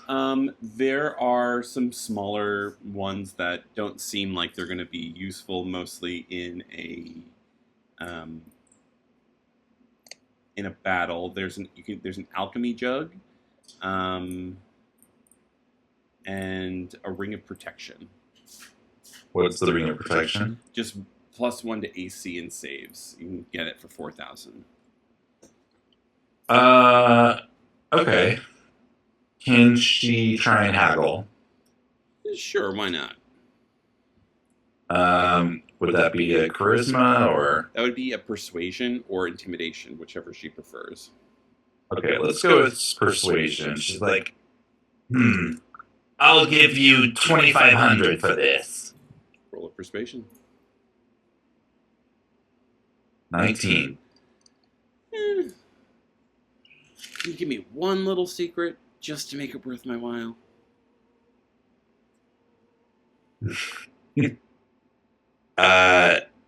Sure. She'll say, have you ever heard of the Plague Queen? I think so. Sounds familiar. Well, I might know her. And she winks. Make a persuasion check with advantage. Okay. Well, that was not good. 10. 20. He says, Interesting. Well, if you know the Plague Queen, this can be yours for about 2,000 gold. That's better than I thought. There you go, miss. Enjoy. All right. Anything else you'd like to do on your week? No, I think that's it. All right, who's next? I would like to look at my map and see where Cartha is. Cartha is somewhere within the trades ward, not too far from where you currently are. You could probably make it to her and find her, no problem. Yeah, I'm gonna go find her. I want to ask her about this jester if she knows anything. Yeah, it takes you a bit. You kind of get to where her general location is, and it doesn't take long for you to sense that you're being followed when you assume it's to be her. You very definitely kind of get into a darkened alleyway and wait for her. She jumps down and she says, "Yeah, what's up? You need something?" Yeah. Do you know anything about a Corvael? Looks like a little bit of the jester. As you say that, you see her face. She's normally a pale complexion, goes ghostly white, and she says, "Somnus? Corvael Somnus? Yeah. Have you seen him?" Yeah, he kind of, he apparently initially tried to kill one of my friends, and then he helped us the other day. And he asked us to come see him. Well, That's something to get to Raziel. He's insane, so be careful. Yeah, the obsidian claw is... When Victoria Kraskul issues a command, they follow it to a T without question. but they're free to do whatever they want as long as there's nothing that impedes that goal. So whenever he would disappear, hundreds of people would show up dead with these stabbings, and it was always marked by a localized eclipse. Let's just say the man isn't a subtle person. I can't tell you much more than he kills without warning, and if you get close enough, he will stab you to death with his poison blade. So, try not to die. Thanks. How are you doing? I'm sorry I haven't been to see you, but I kind of been trying to keep a low profile here. No, it's I understand, and I've been better.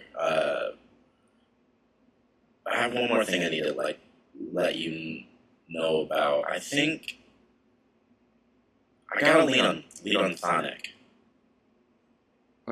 Wait, like Master Thonic himself? Yeah.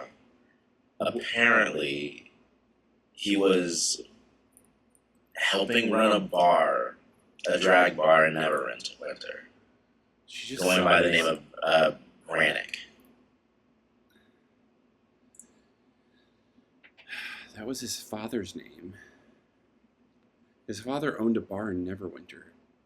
He said he would open it. The Hanging Lantern Inn? That's the one. Wait. His father... Oh, gosh.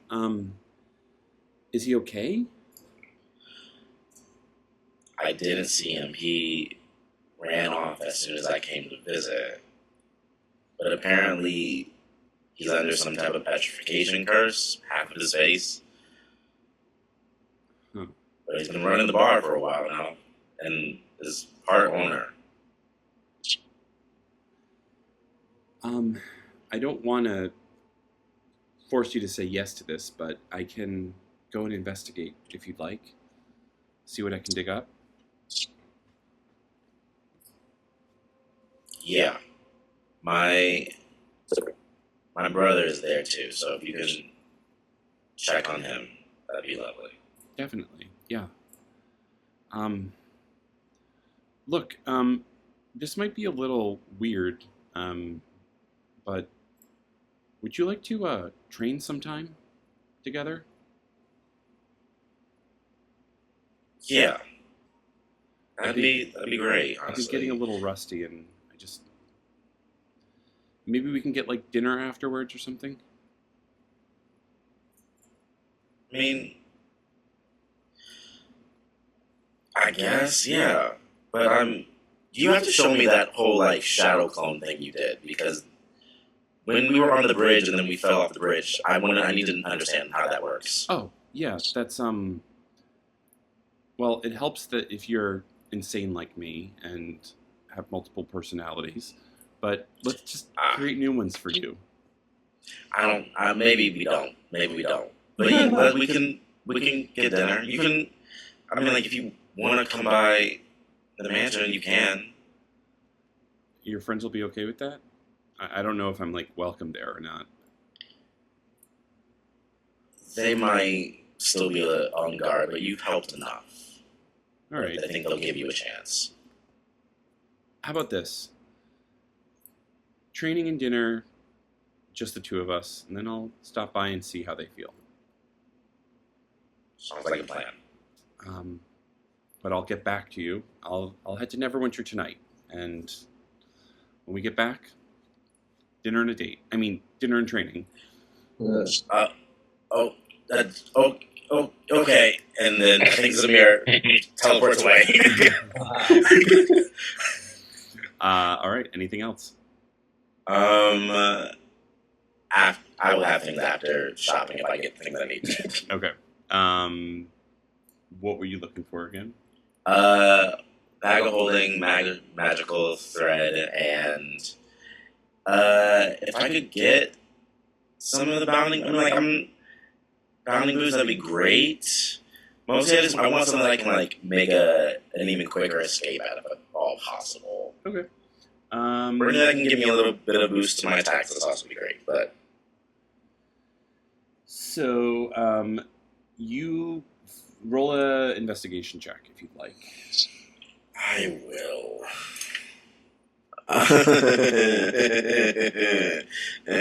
That's not going to be good. Where's my investigation? Because that's where it's at.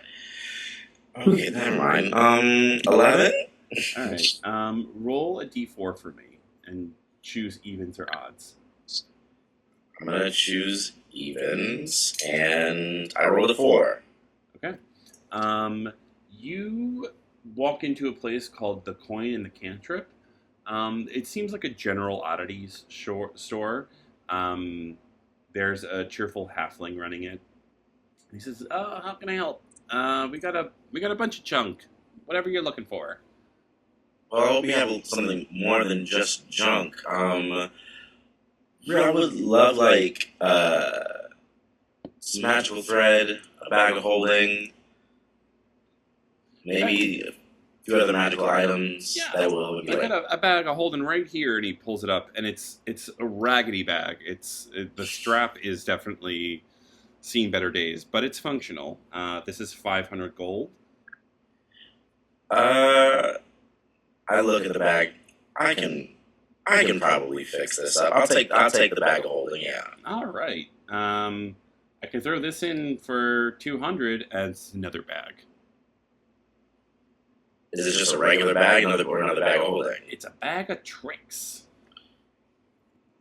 What kind of tricks are we talking about? Oh, kids love this thing. It's really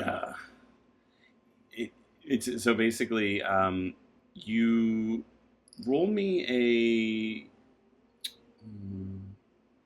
d4. If you roll a 4, just roll it again. Okay. I rolled a 1. All right. This is a gray bag of tricks. It is an ordinary-looking bag made from gray cloth. Reaching inside the bag, however, reveals the presence of a small, fuzzy object. The bag weighs a half pound. You can use an action to pull a fuzzy object from the bag and throw it up to 20 feet. When the object lands, it transforms into a creature you determine by rolling a d8. Within this gray bag of tricks, you can produce a weasel, a giant rat, a badger, a boar, a panther, a giant badger, a dire wolf, or a giant elk. And are these animals in any of my... Do they listen to commands at all? The creature is friendly to you and your companions and acts on your turn. You can use a bonus action to command how the creature moves and what action it takes on its turn, or to give general orders. In absence of such orders, the creature acts in a fashion appropriate to its nature. You know, that sounds like fun. I'll take both. But you said, how about you throw that bag in for 100 gold? Deal. Lovely. I hand over 600 gold to the man. Thank you for your patronage. Come back whenever. You'll see me again. You look nice. Thank you. So do you. And I'll take the bag, and I'll take the bag of holding, and I'll try for the rest of my week probably to mend it up a little bit before I call on my inhibitor. Okay. Who's next? I'll go. I've got something that concerns all of us, actually.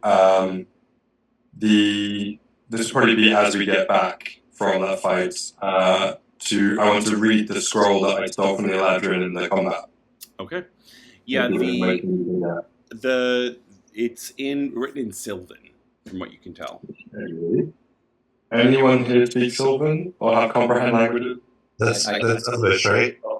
No, it's slightly different than Elvish. It's like ancient Elvish, basically. But I can read. I have comprehend languages. Great. Safina, you gather from this scroll that these are kind of like marching orders. They were supposed to leave the Feywild and get to where the battle is occurring, near the Sea of Fallen Stars, and a portal opened that they weren't expecting, and they came through. So this is just commensurate with what you have gleaned from what you've been witnessing in the papers and stuff like that about the Eladrin Civil War. Great. And then if anyone else wants to go, ahead. I know, Jason, you were... Oh, no, go ahead, go for it. Okay. In that case, I, during this week, will spend one afternoon, I think, practicing some of my new wild shapes, and then spending some time back in the cold forest, just for like an hour of relaxation at a sea otter. Before the next days, I'm going to go speak to... One day, I'm going to go talk to Corvael Maddox, Okay. the dwarf, who's the head of the police, I guess. Yeah. You find his precinct in the North Ward, and you can see that it's a busy day. He sees you. He's like, "Get in here! I got 15 minutes. What do you want?" And this is all happening in Dwarvish, and because of my belt of Dwarven kind, I have advantage on persuasion Okay. with anyone who's a dwarf. So, I sit down and go, okay, so as you know, shit's fucked. Yes. And how can we help each other? I know you serve the people of the city, not nobles, not elites. We do the same. How do we help each other? He goes up and he kind of closes the curtains in his office, looking out to the rest of the precinct. And he says, "You gotta trust me here, bud. You ready?" Yes. And he pulls out this like little device. It's like made of glass, and he breaks it, and this cone, just kind of mystical cone, kind of appears over you. And this is a literal cone of silence. It's like, Okay. We got 10 minutes. I don't know who's listening in, but listen here. I don't know what's going on with your old friend Marion, but she's fucked up. I don't know what's going on. She showed up. I knew that she wasn't here, so the story I can tell you isn't truth. We did run a glass of seeing on her. It is the real deal. I had some suspicions. Okay. It is her. Not no changeling, No, not no spell. Thorpe, that man's always frustrated me. I couldn't get close. I couldn't tell you. But what really concerns me is this Lady Victoria. There is a contingent of Thayan soldiers approaching us as we speak. They will be on our doorstep within a week or so. They're going to be welcomed into the city. You got some connections with the Emerald Enclave, right? Yes, I plan to make use of those. Could you make an earthquake, stop them? I can't stop them myself. I gotta go by the book here. Okay. And my turn. Thorpe has come to us for help. He is terrified of Victoria. He says and I lay on the whole Nephilim, angelic demonic backstory, and say what Thorpe has told us his intentions are. That he is against Victoria, that he is terrified of Marianne. We suspected Marianne might either be a changeling or she's basically gone as deep undercover to get into the heart of the beast as she can to kill the man who killed her family. I lay everything on Corvin. And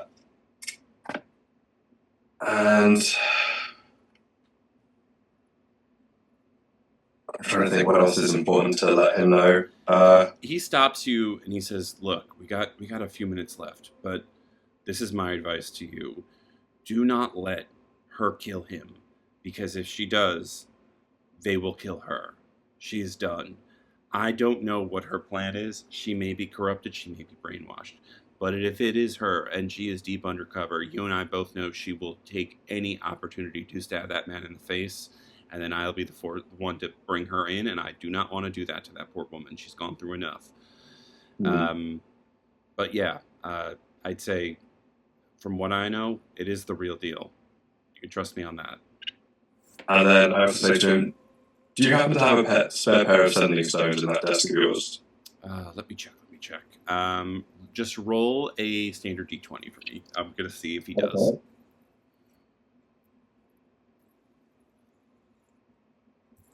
12. He's like, Fortunately, I only got one. I can't find the other one. But if you can, good luck. You could do like a little find object if you have got that spell.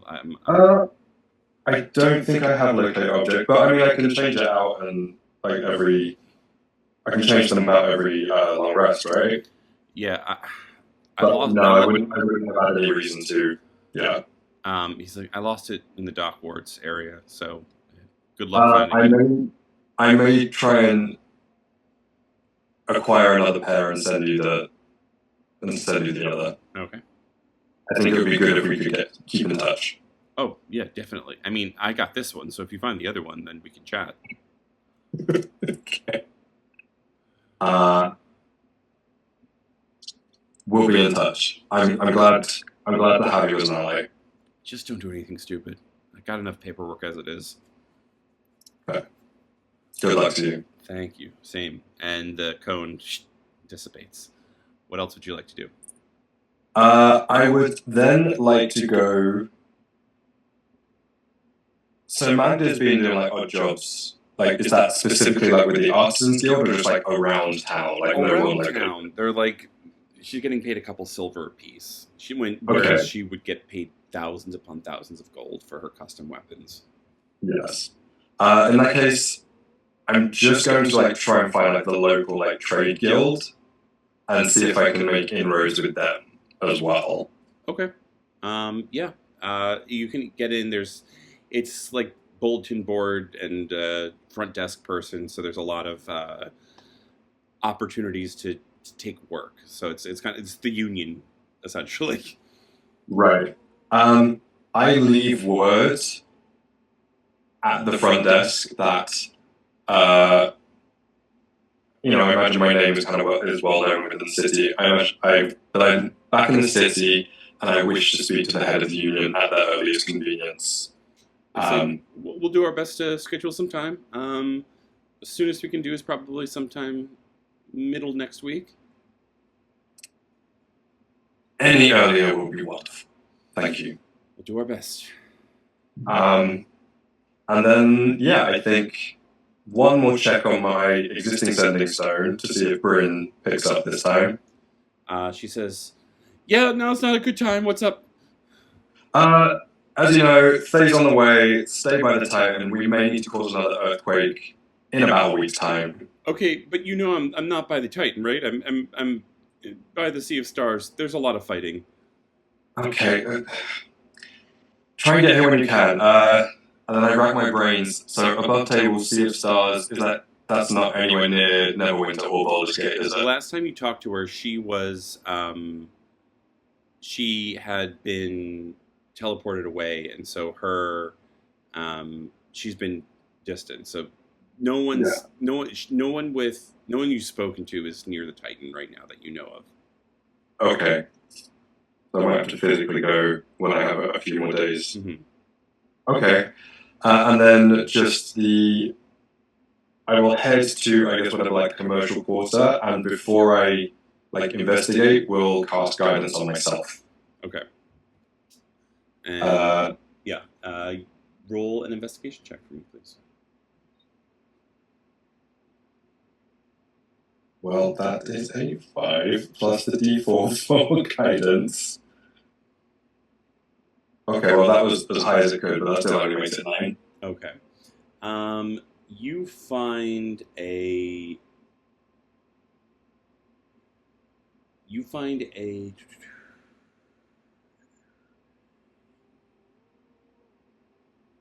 Yeah, you find a place called the Wandering Wick. It's a lot of travel gear. It's near the docks ward. You see a woman. It's run by a woman named Pell, and she's just kind of like always moving about. She's just can't sit still. And she says, "Hi, sorry, I just had to rearrange this. Let me know if you need any help." Yes, I'm looking for some studded leather to. Oh, honey, this is not that kind of shop. I'm sorry. But if you need boots or boats or travel, we got it. Boots I do need. Do you have any boots of speed? Oh, yes, baby, over here. And she pulls out these slick-looking boots. She's like, we got some boots of speed, and we got some boots of striding and springing. Which ones do you want? Could I cut a deal and get both? Sure. Together, that's How much? 4,500, but I'll cut it down to 4,000 total for both of them. Would you? Wait. Inventory. What species is she? She is human. Fuck. Okay. She's dwarf, and she's willing to be persuaded by you. Yeah.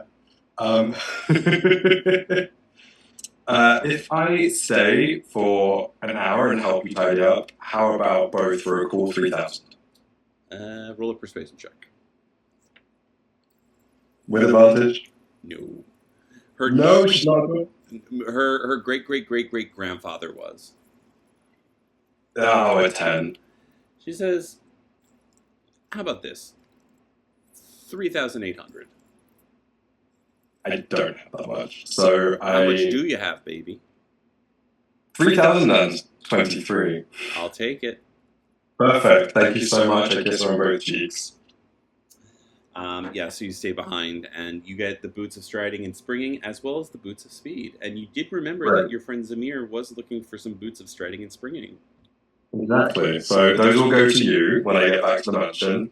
And then my last thing for the week is I want to try and craft my existing staff and like infuse some of that wild shape constrictor snake energy into it and see if I can craft a staff with python. All right.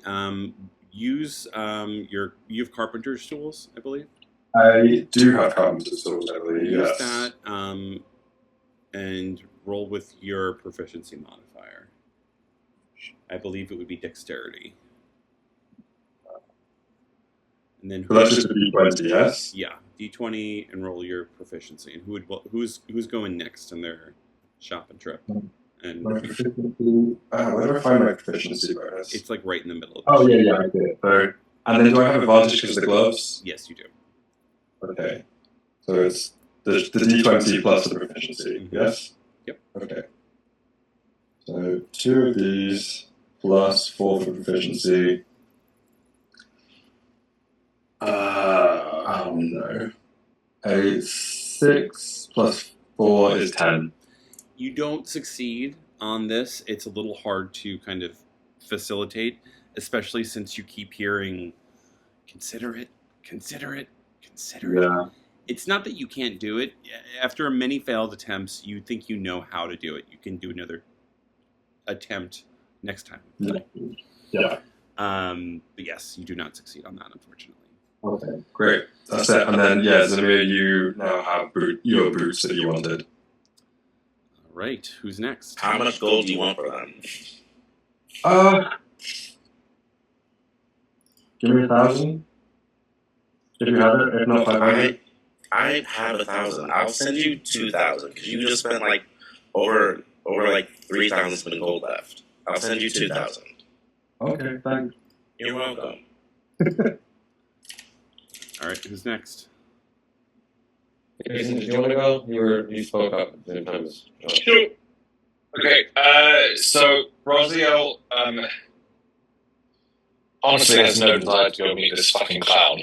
So he's going to go to the Temple of Salune and see if he can, well, a couple of things. One, sort of spend some time meditating, or see if he can get a sign, either from Salune directly or someone there.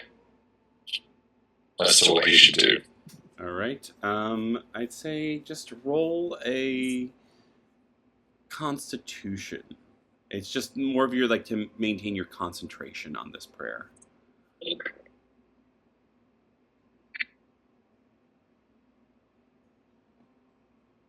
That's a nat 20. There 22. you go. It's been a while, and you tap into. It's weird. It's as if this fugue state that you go into is from the same place where your rage is tapped into, and you were just meditating there in the open night sky.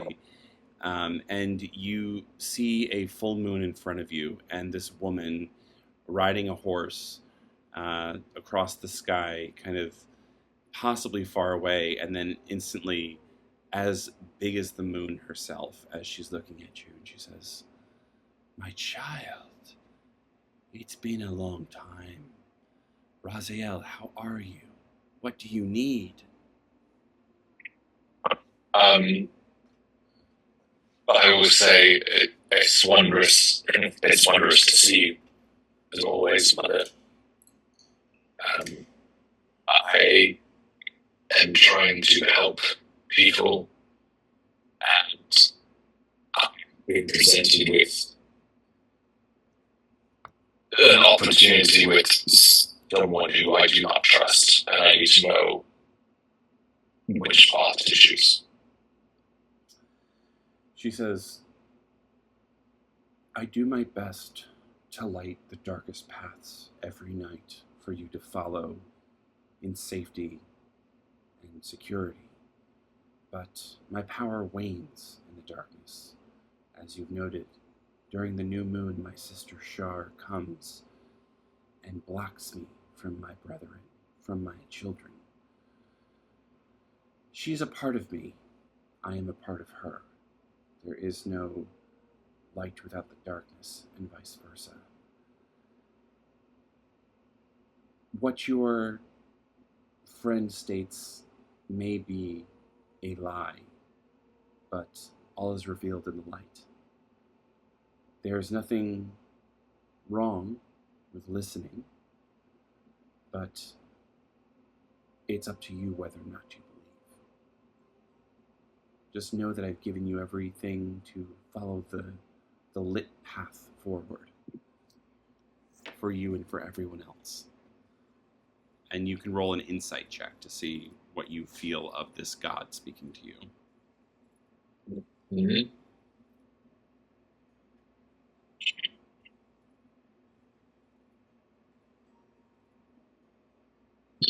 That's a fool. I mean, you believe her. Like, this is she's not led you down the wrong path yet. So basically the gist of what she's giving you is she doesn't believe that he's going to harm you, that he's probably going to try and tell you lies that she thinks are lies or misinformation, and she's doing her best to give you all of the information to make the right decision. What the right decision is, she's not telling you. Okay. And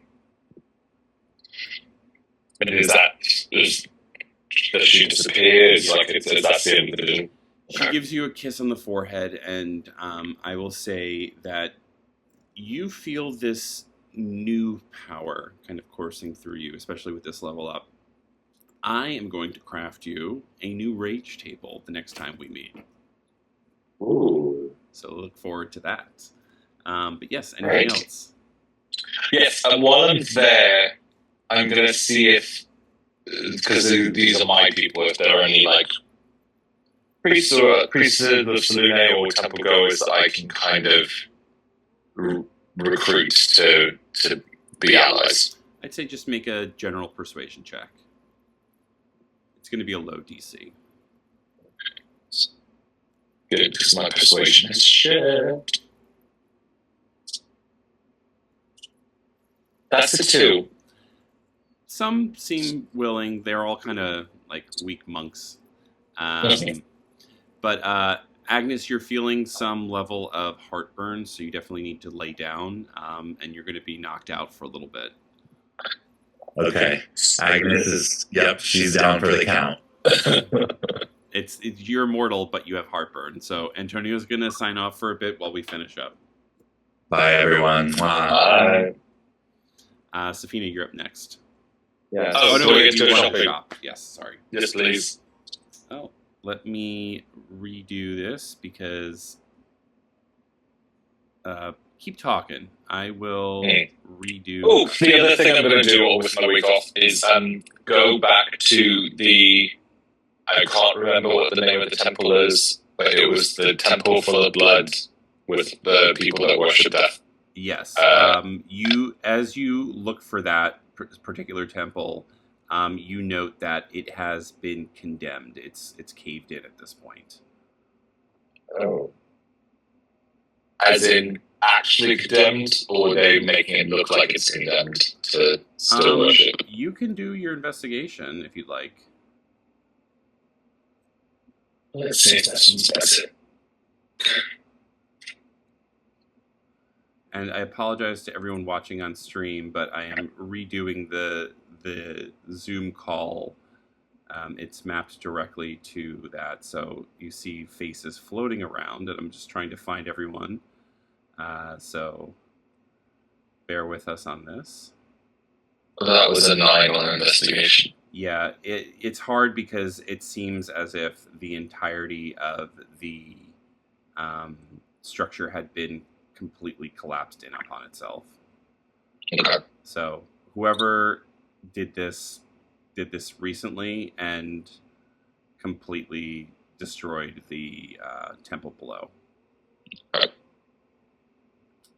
Anything else? No, let's go find a shop. All right, roll your investigation.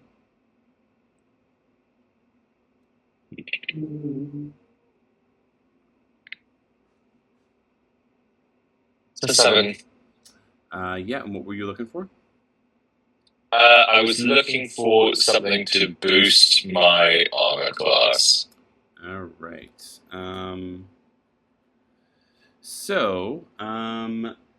You do find a +2 armor of any base type. It is 40,000 gold. Well, armor is not really my thing, so that will be a no. You also can inquire on bracers of defense somewhere within the city. Okay, yeah, I will inquire about those. Make a persuasion or intimidation check. And then, Safina, we're going to go to you next.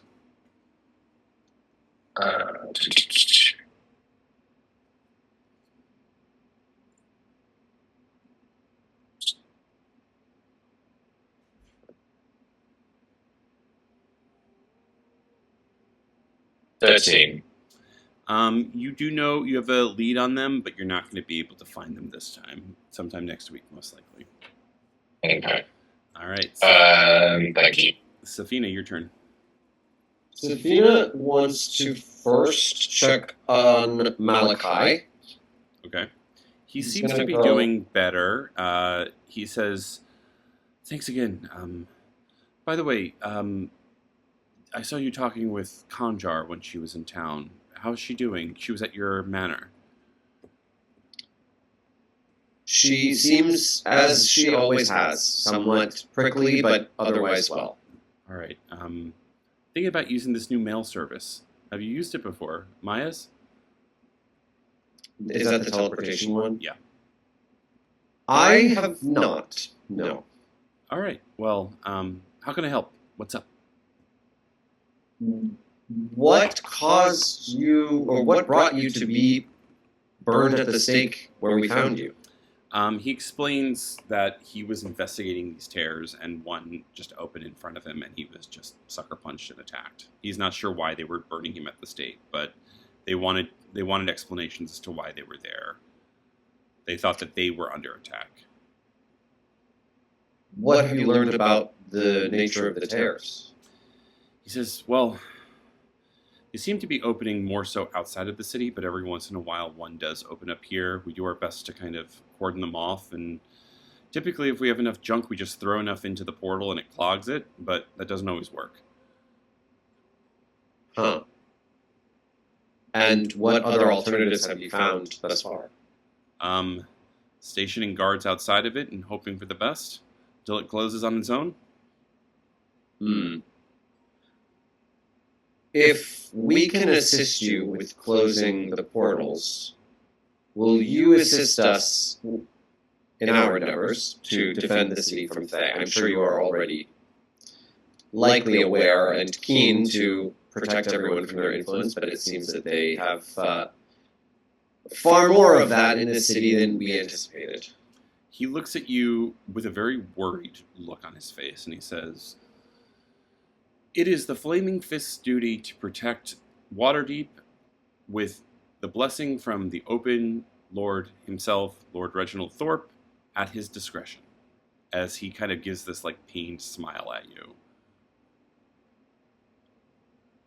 And she will say, "Noted," and then send him a message and say, or cast a message on him and say,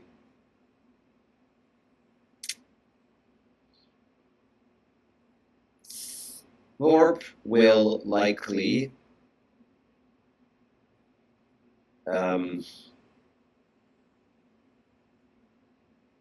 concern yourself less with Thorpe's influence and more with your duties to protect the city. He says, "Oh, just like Conjar, you can talk to me." Okay. You're not going to tell anyone, right? There is plenty that I need to keep safe and secret. All right. I'll see what I can do. That's all I can promise. All I ask is that if any danger comes to the city, that we can find you and re-strategize as necessary. You get the sense that he is not going to be able to prevent Faye from entering the city. He is, like, if they come in peacefully, as you've been led to believe that that's what's happening, you can tell that he's definitely, like, pained in this, but he has to kind of follow the rules, if you will. Then she'll also say in the message, then within the laws that you must uphold, should any information find its way to us through you, so be it. He says, "Noted," and he does like the milady. And she looks at him strange and just walks away. All right, any shopping? We'll use your original roll. What did you roll the first time? Yes, it was a 24 originally. Yes. And what are you looking for in particular? New robes or magical accessories, obviously as many spells as I can get, and I mean, there are weapons that I would be curious about, but I don't know if it's likely that I'd be able to find them here because they're quite rare. Yeah, weapons are hard. You do find a +2 weapon, but it's more of a short sword than a rapier, and it's not as versatile as your weapon. It can't transform into a whip. Though you do find a staff of the Python for 500 gold. What else is available? There is a Cloak of Protection that gives you +1 to AC and saves. There is where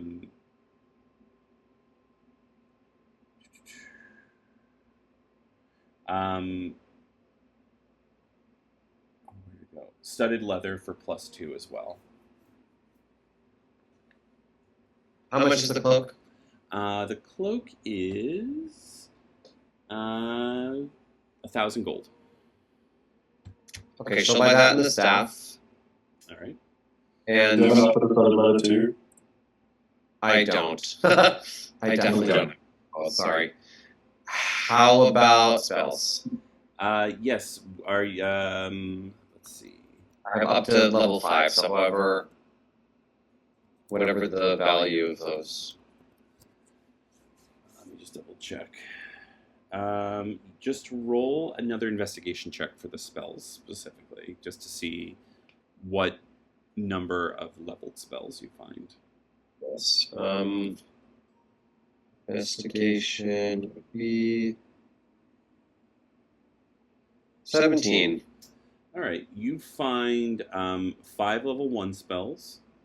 Each one goes for about 100 gold. You find, oh, sorry, for 25 gold, you find 3 level 2 spells for 100, 2 level 3 spells for 150, and a fourth level spell for 500, and a fifth level spell for 1,000. She will. How much was the third level spell? 150. Okay, she will buy. There was one scroll? There's 2 level 3 spells. 2 level 3s. She'll buy 2 level 3s and 2 level 2s. So that's 300. That's 300, 400, 500 total. 500? Okay, great. So that's 2 and 2 of each of those, yes? Yeah. And then she will find Zamanel and say, I've got you a gift. This, I saw you struggling to craft this or return from having unsuccessfully attempted to do so, and I thought I would spare you future trouble.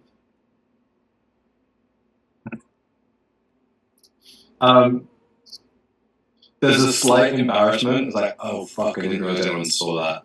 And I just swallow that and say, thank you. That means a lot that you would help me. You hear in the back of your head, break her heart, break her heart. And I just say, shut up. You do say that out loud. Safina, you Yeah. hear that. Yeah, and she'll say, Zamanel? He's in my head now. He's trying to get me to give him the next ingredient. Well, don't. All And right. that's all. As you guys are winding down for the week, you do receive a missive. It is titled simply "To the Lanterns." Who would like to read it? I mean, I guess, yeah, we have like sit down for story time, I guess. You open the letter, and it says, "Greetings. I am told that you'd like to meet. I will be at my manor tomorrow at midnight. Please do not tell anyone. Marion Stonehill." And when she says her manor, she's referencing the Stonehill Manor, the one that was burned down. Well, I guess we're going to the manor. At midnight. Here we go. So, do you all go, I'm assuming? Yeah. Yeah. Agnes has some heartburn, so she's going to stay behind. No, I'll say she comes with. You all make your way to the remnants of the Stonehill Manor. You go in. It is dead silent. You do not hear anything but the mice running around. But you do know that there is a safe room in the basement, a magical barrier of some sort. And you assume she's most likely there. What would you guys like to do? I mean, I guess we head down. You know, we've been invited. I would take like a quick hop around in the darkness just to make sure no one else is here. Yeah, I'd say thorough help with help from everyone else, Agnes included. Yeah, you can determine that no one else is here. You do note it's not hard for you to find, but there is a gilded carriage, probably like 4 or 5 blocks away, that you know most likely to be hers. So it seems as though she took that over here, got out, and walked. So that's what she probably ended up doing. But that is the closest contingent of a Thayan, or not Thayan, but just like the bad guys are close by. Yeah. Okay. I tell everyone that I'm ready to head down. All right, you guys go down. Yep. No, Safina's going to send Uma down. Okay. You're going to stay upstairs by yourself? Yes. Am I by myself? I'm assuming if you're gonna send Booma down to like check it out first, I'll stay with you until that happens, until she comes back, until you say the all clear. Yeah, Yeah, I mean, you send it down, you see the magical barrier is active, and it seems as though someone's inside, but Booma cannot get through. There's no magical spell that can get through this. What does she see on the other side? It's just it's a cloudy substance inside, and a figure, like a shadow of a figure inside. Someone's in there. She'll report that to the rest of the group. She doesn't see anything else down there, like in the room on You her just side.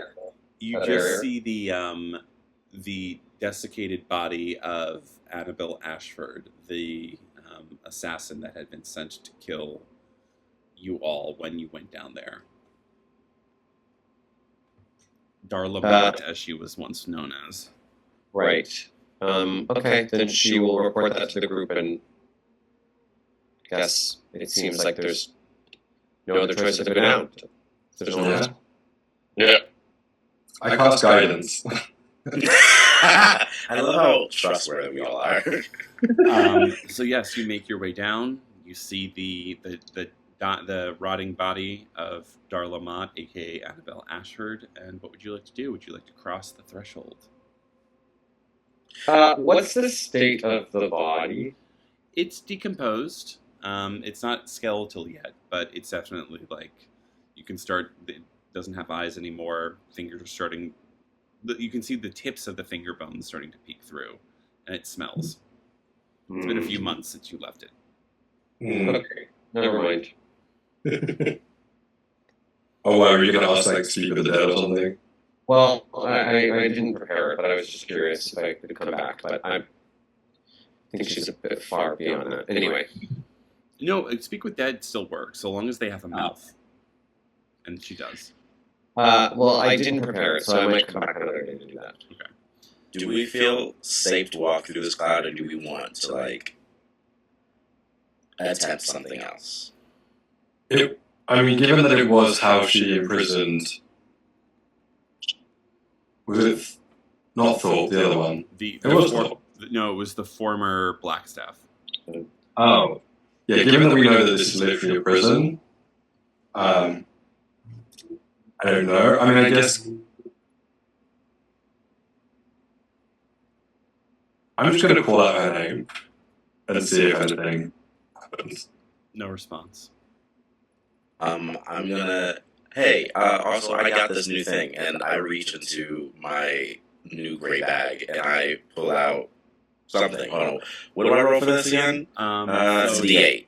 Yeah, bag of tricks is a D8. So 5, which is a. I'm going to throw a direwolf at I pull out a panther. A black panther. This is very. We stand. I pull out a black panther, and I look it in the eyes and say, "Hey, I need you to go in there, look around, and then come back." It goes in. It comes back out, and it sits there waiting. I look at Z, and then can you speak to animals? Talk to the. Wait, yes, actually, I Yes, do. you would speak to animals. Let's find out. I do have to speak with animals, yes. So I punch down to the panther and say, 1, stunning. B, who's in there? 1 and B, fascinating numbering system. There's an old woman. An old woman. I mean, she's missing a leg and missing an eye and has gray hair. Is that not Okay, what great. you I said? walk through. I walk through. You did a really good job. Do you want to disappear? Do you want to just like go off? Are you good? I would like to stay. Do you have fish or cow? none of that readily accessible, but I could potentially get you something. I know you're probably going to be disappearing in like 12-ish hours or so, but I'll get you a treat before that's up. Oh, I can stay if there's food involved. Okay, but by the way, I also have a dog. Please don't bother the dog. As Nod pops in and just like bounces around and then pops back out. That's the dog. But stay, we'll be back out. And I walk into the cloud. All right. Anything else before you guys all walk in? Well, It's a simple space, cloudy, some chairs in there. You see where the old Blackstaff used to stay. As you see Marion Stonehill, the old patron, turn around and she says, "I'm sorry for the deception and subterfuge, but this is the safest place. I feel as though I can tell you all this. I know you probably don't trust me at this point. I've given you no reason. And stop her and say, actually, you potentially sacrificed yourself as distraction so that Raziel and his son and I and our compatriots could escape Fae. So actually, we do have reason to trust you. you can tell that hits her on a deeper level than she probably was expecting.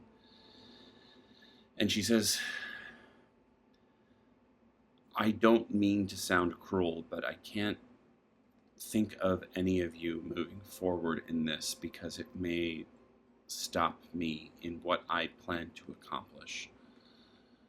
I want to kill Thorpe. He took my family from me, and this is the best way for me to do this, is to ally myself with Faye. He will never die, or at least in my lifetime, and I need to see him burnt to a crisp. And the best way that I know that can happen is sticking him in a god engine and seeing him consumed fully into dust. And if that means Thay takes over Waterdeep, then so be it. But that man will burn as long as I have a breath in my lung. We can find another way to kill him. You don't have to ally yourselves with the people that tortured you.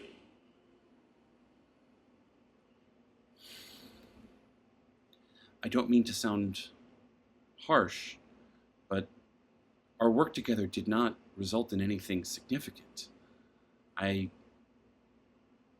did not avenge my family. I was teleported away. I was tortured again. There's no... They knows my plan. They are fine with it. So long as I deliver upon them Thorpe into their engine, then they will leave Soren alone as she looks to you, Raziel, and they will give me what I have been looking for. A death to the man that killed my family, and a peaceful end. Peaceful is the wrong word. How many other families will die because of your decision? I know I'm being selfish. That is why I'm giving you all the opportunity to do what you can to evacuate this city of the people who will listen to you. And look away from the people that do not follow you. Head north, head south, head east. Hell, head west to the elves. I don't care. Do what you can to empty this city. But I want to see Thorpe burn. And unless you have another plan, this is mine. And I'm doing it.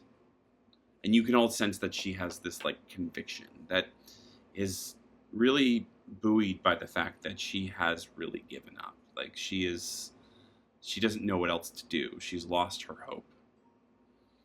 Above table, or the group, do we all know that her daughter is alive? This is what I was about to bring up, because I was trying to look up and find her name. Because we found out that she's potentially a vampire, right? Yeah. Yes. Sophia and I talked to one of her imps. The wiki will work. Oh, where's the wiki? Where's the wiki? Yeah, I was just trying to find her name in the wiki as well. What was her? Alara? Alara Stonehill. And as soon as she's kind of saying, this is mine, I just say, Alara is alive. She looks at you and she says, please, I've been through enough. Do not do this to me. He's telling the truth. We have evidence that she is still alive. Well, she might be a vampire, but she is still on this plane of existence. She sits down and she thinks for a moment and she says, Sarkos. Yeah. He was there that night.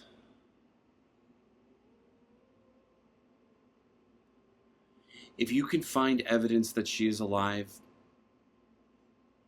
and come up with another plan to have my revenge, then yes, I will pause my revenge momentarily. But Faye is powerful.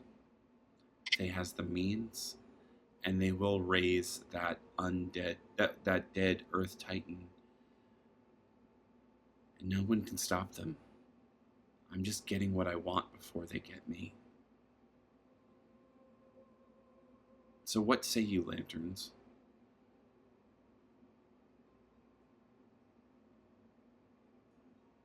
The thought exists at all, really. So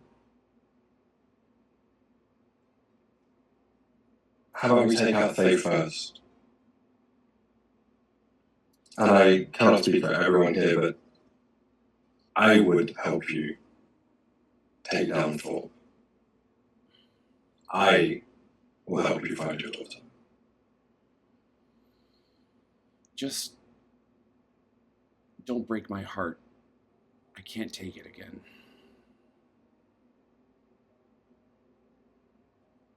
Stay the call. Ask whatever information you can. And let's try to keep you from causing the level of suffering that you have endured to countless other families. Truce. I will pause my rage for now as she kind of glances at Raziel. And she looks at Safina and she says,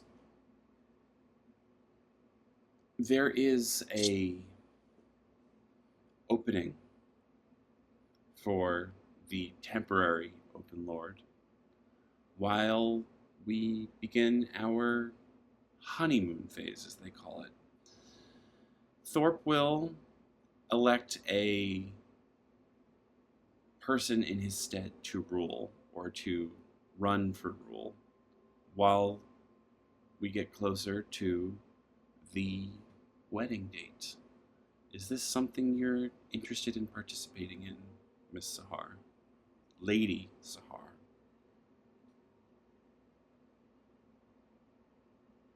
She looks at Marion curiously and then says, I know better than anyone else that I am not a politician. Most good politicians aren't politicians. They just know how to work the system.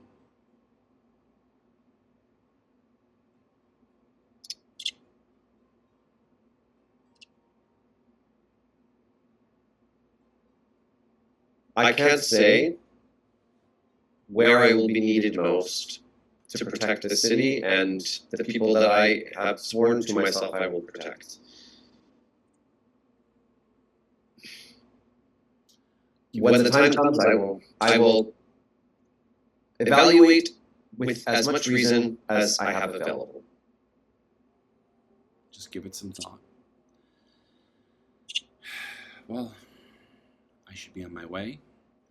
My contingent is probably wondering where I am, but as she turns around and looks at all of you, she says, it does feel good to work together again. I do hope that we're all successful. I miss you. And, tell Gloriana a different color wig next time. You should also remember, we're your family too, and so is Kartha. Thank you. I think I did need to hear that, and I'm not been the most reliable, but I will never be at peace until my family gets their revenge. That's always been my goal, and I can't just let that go. Not after all these years. If it will satisfy you, while you stave off your aggression, perhaps you can supply us with information. We certainly don't want to see Thor continue his reign after the hopeful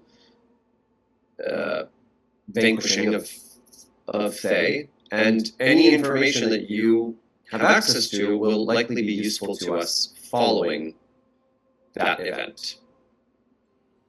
Let's hope we reach that conclusion safely then.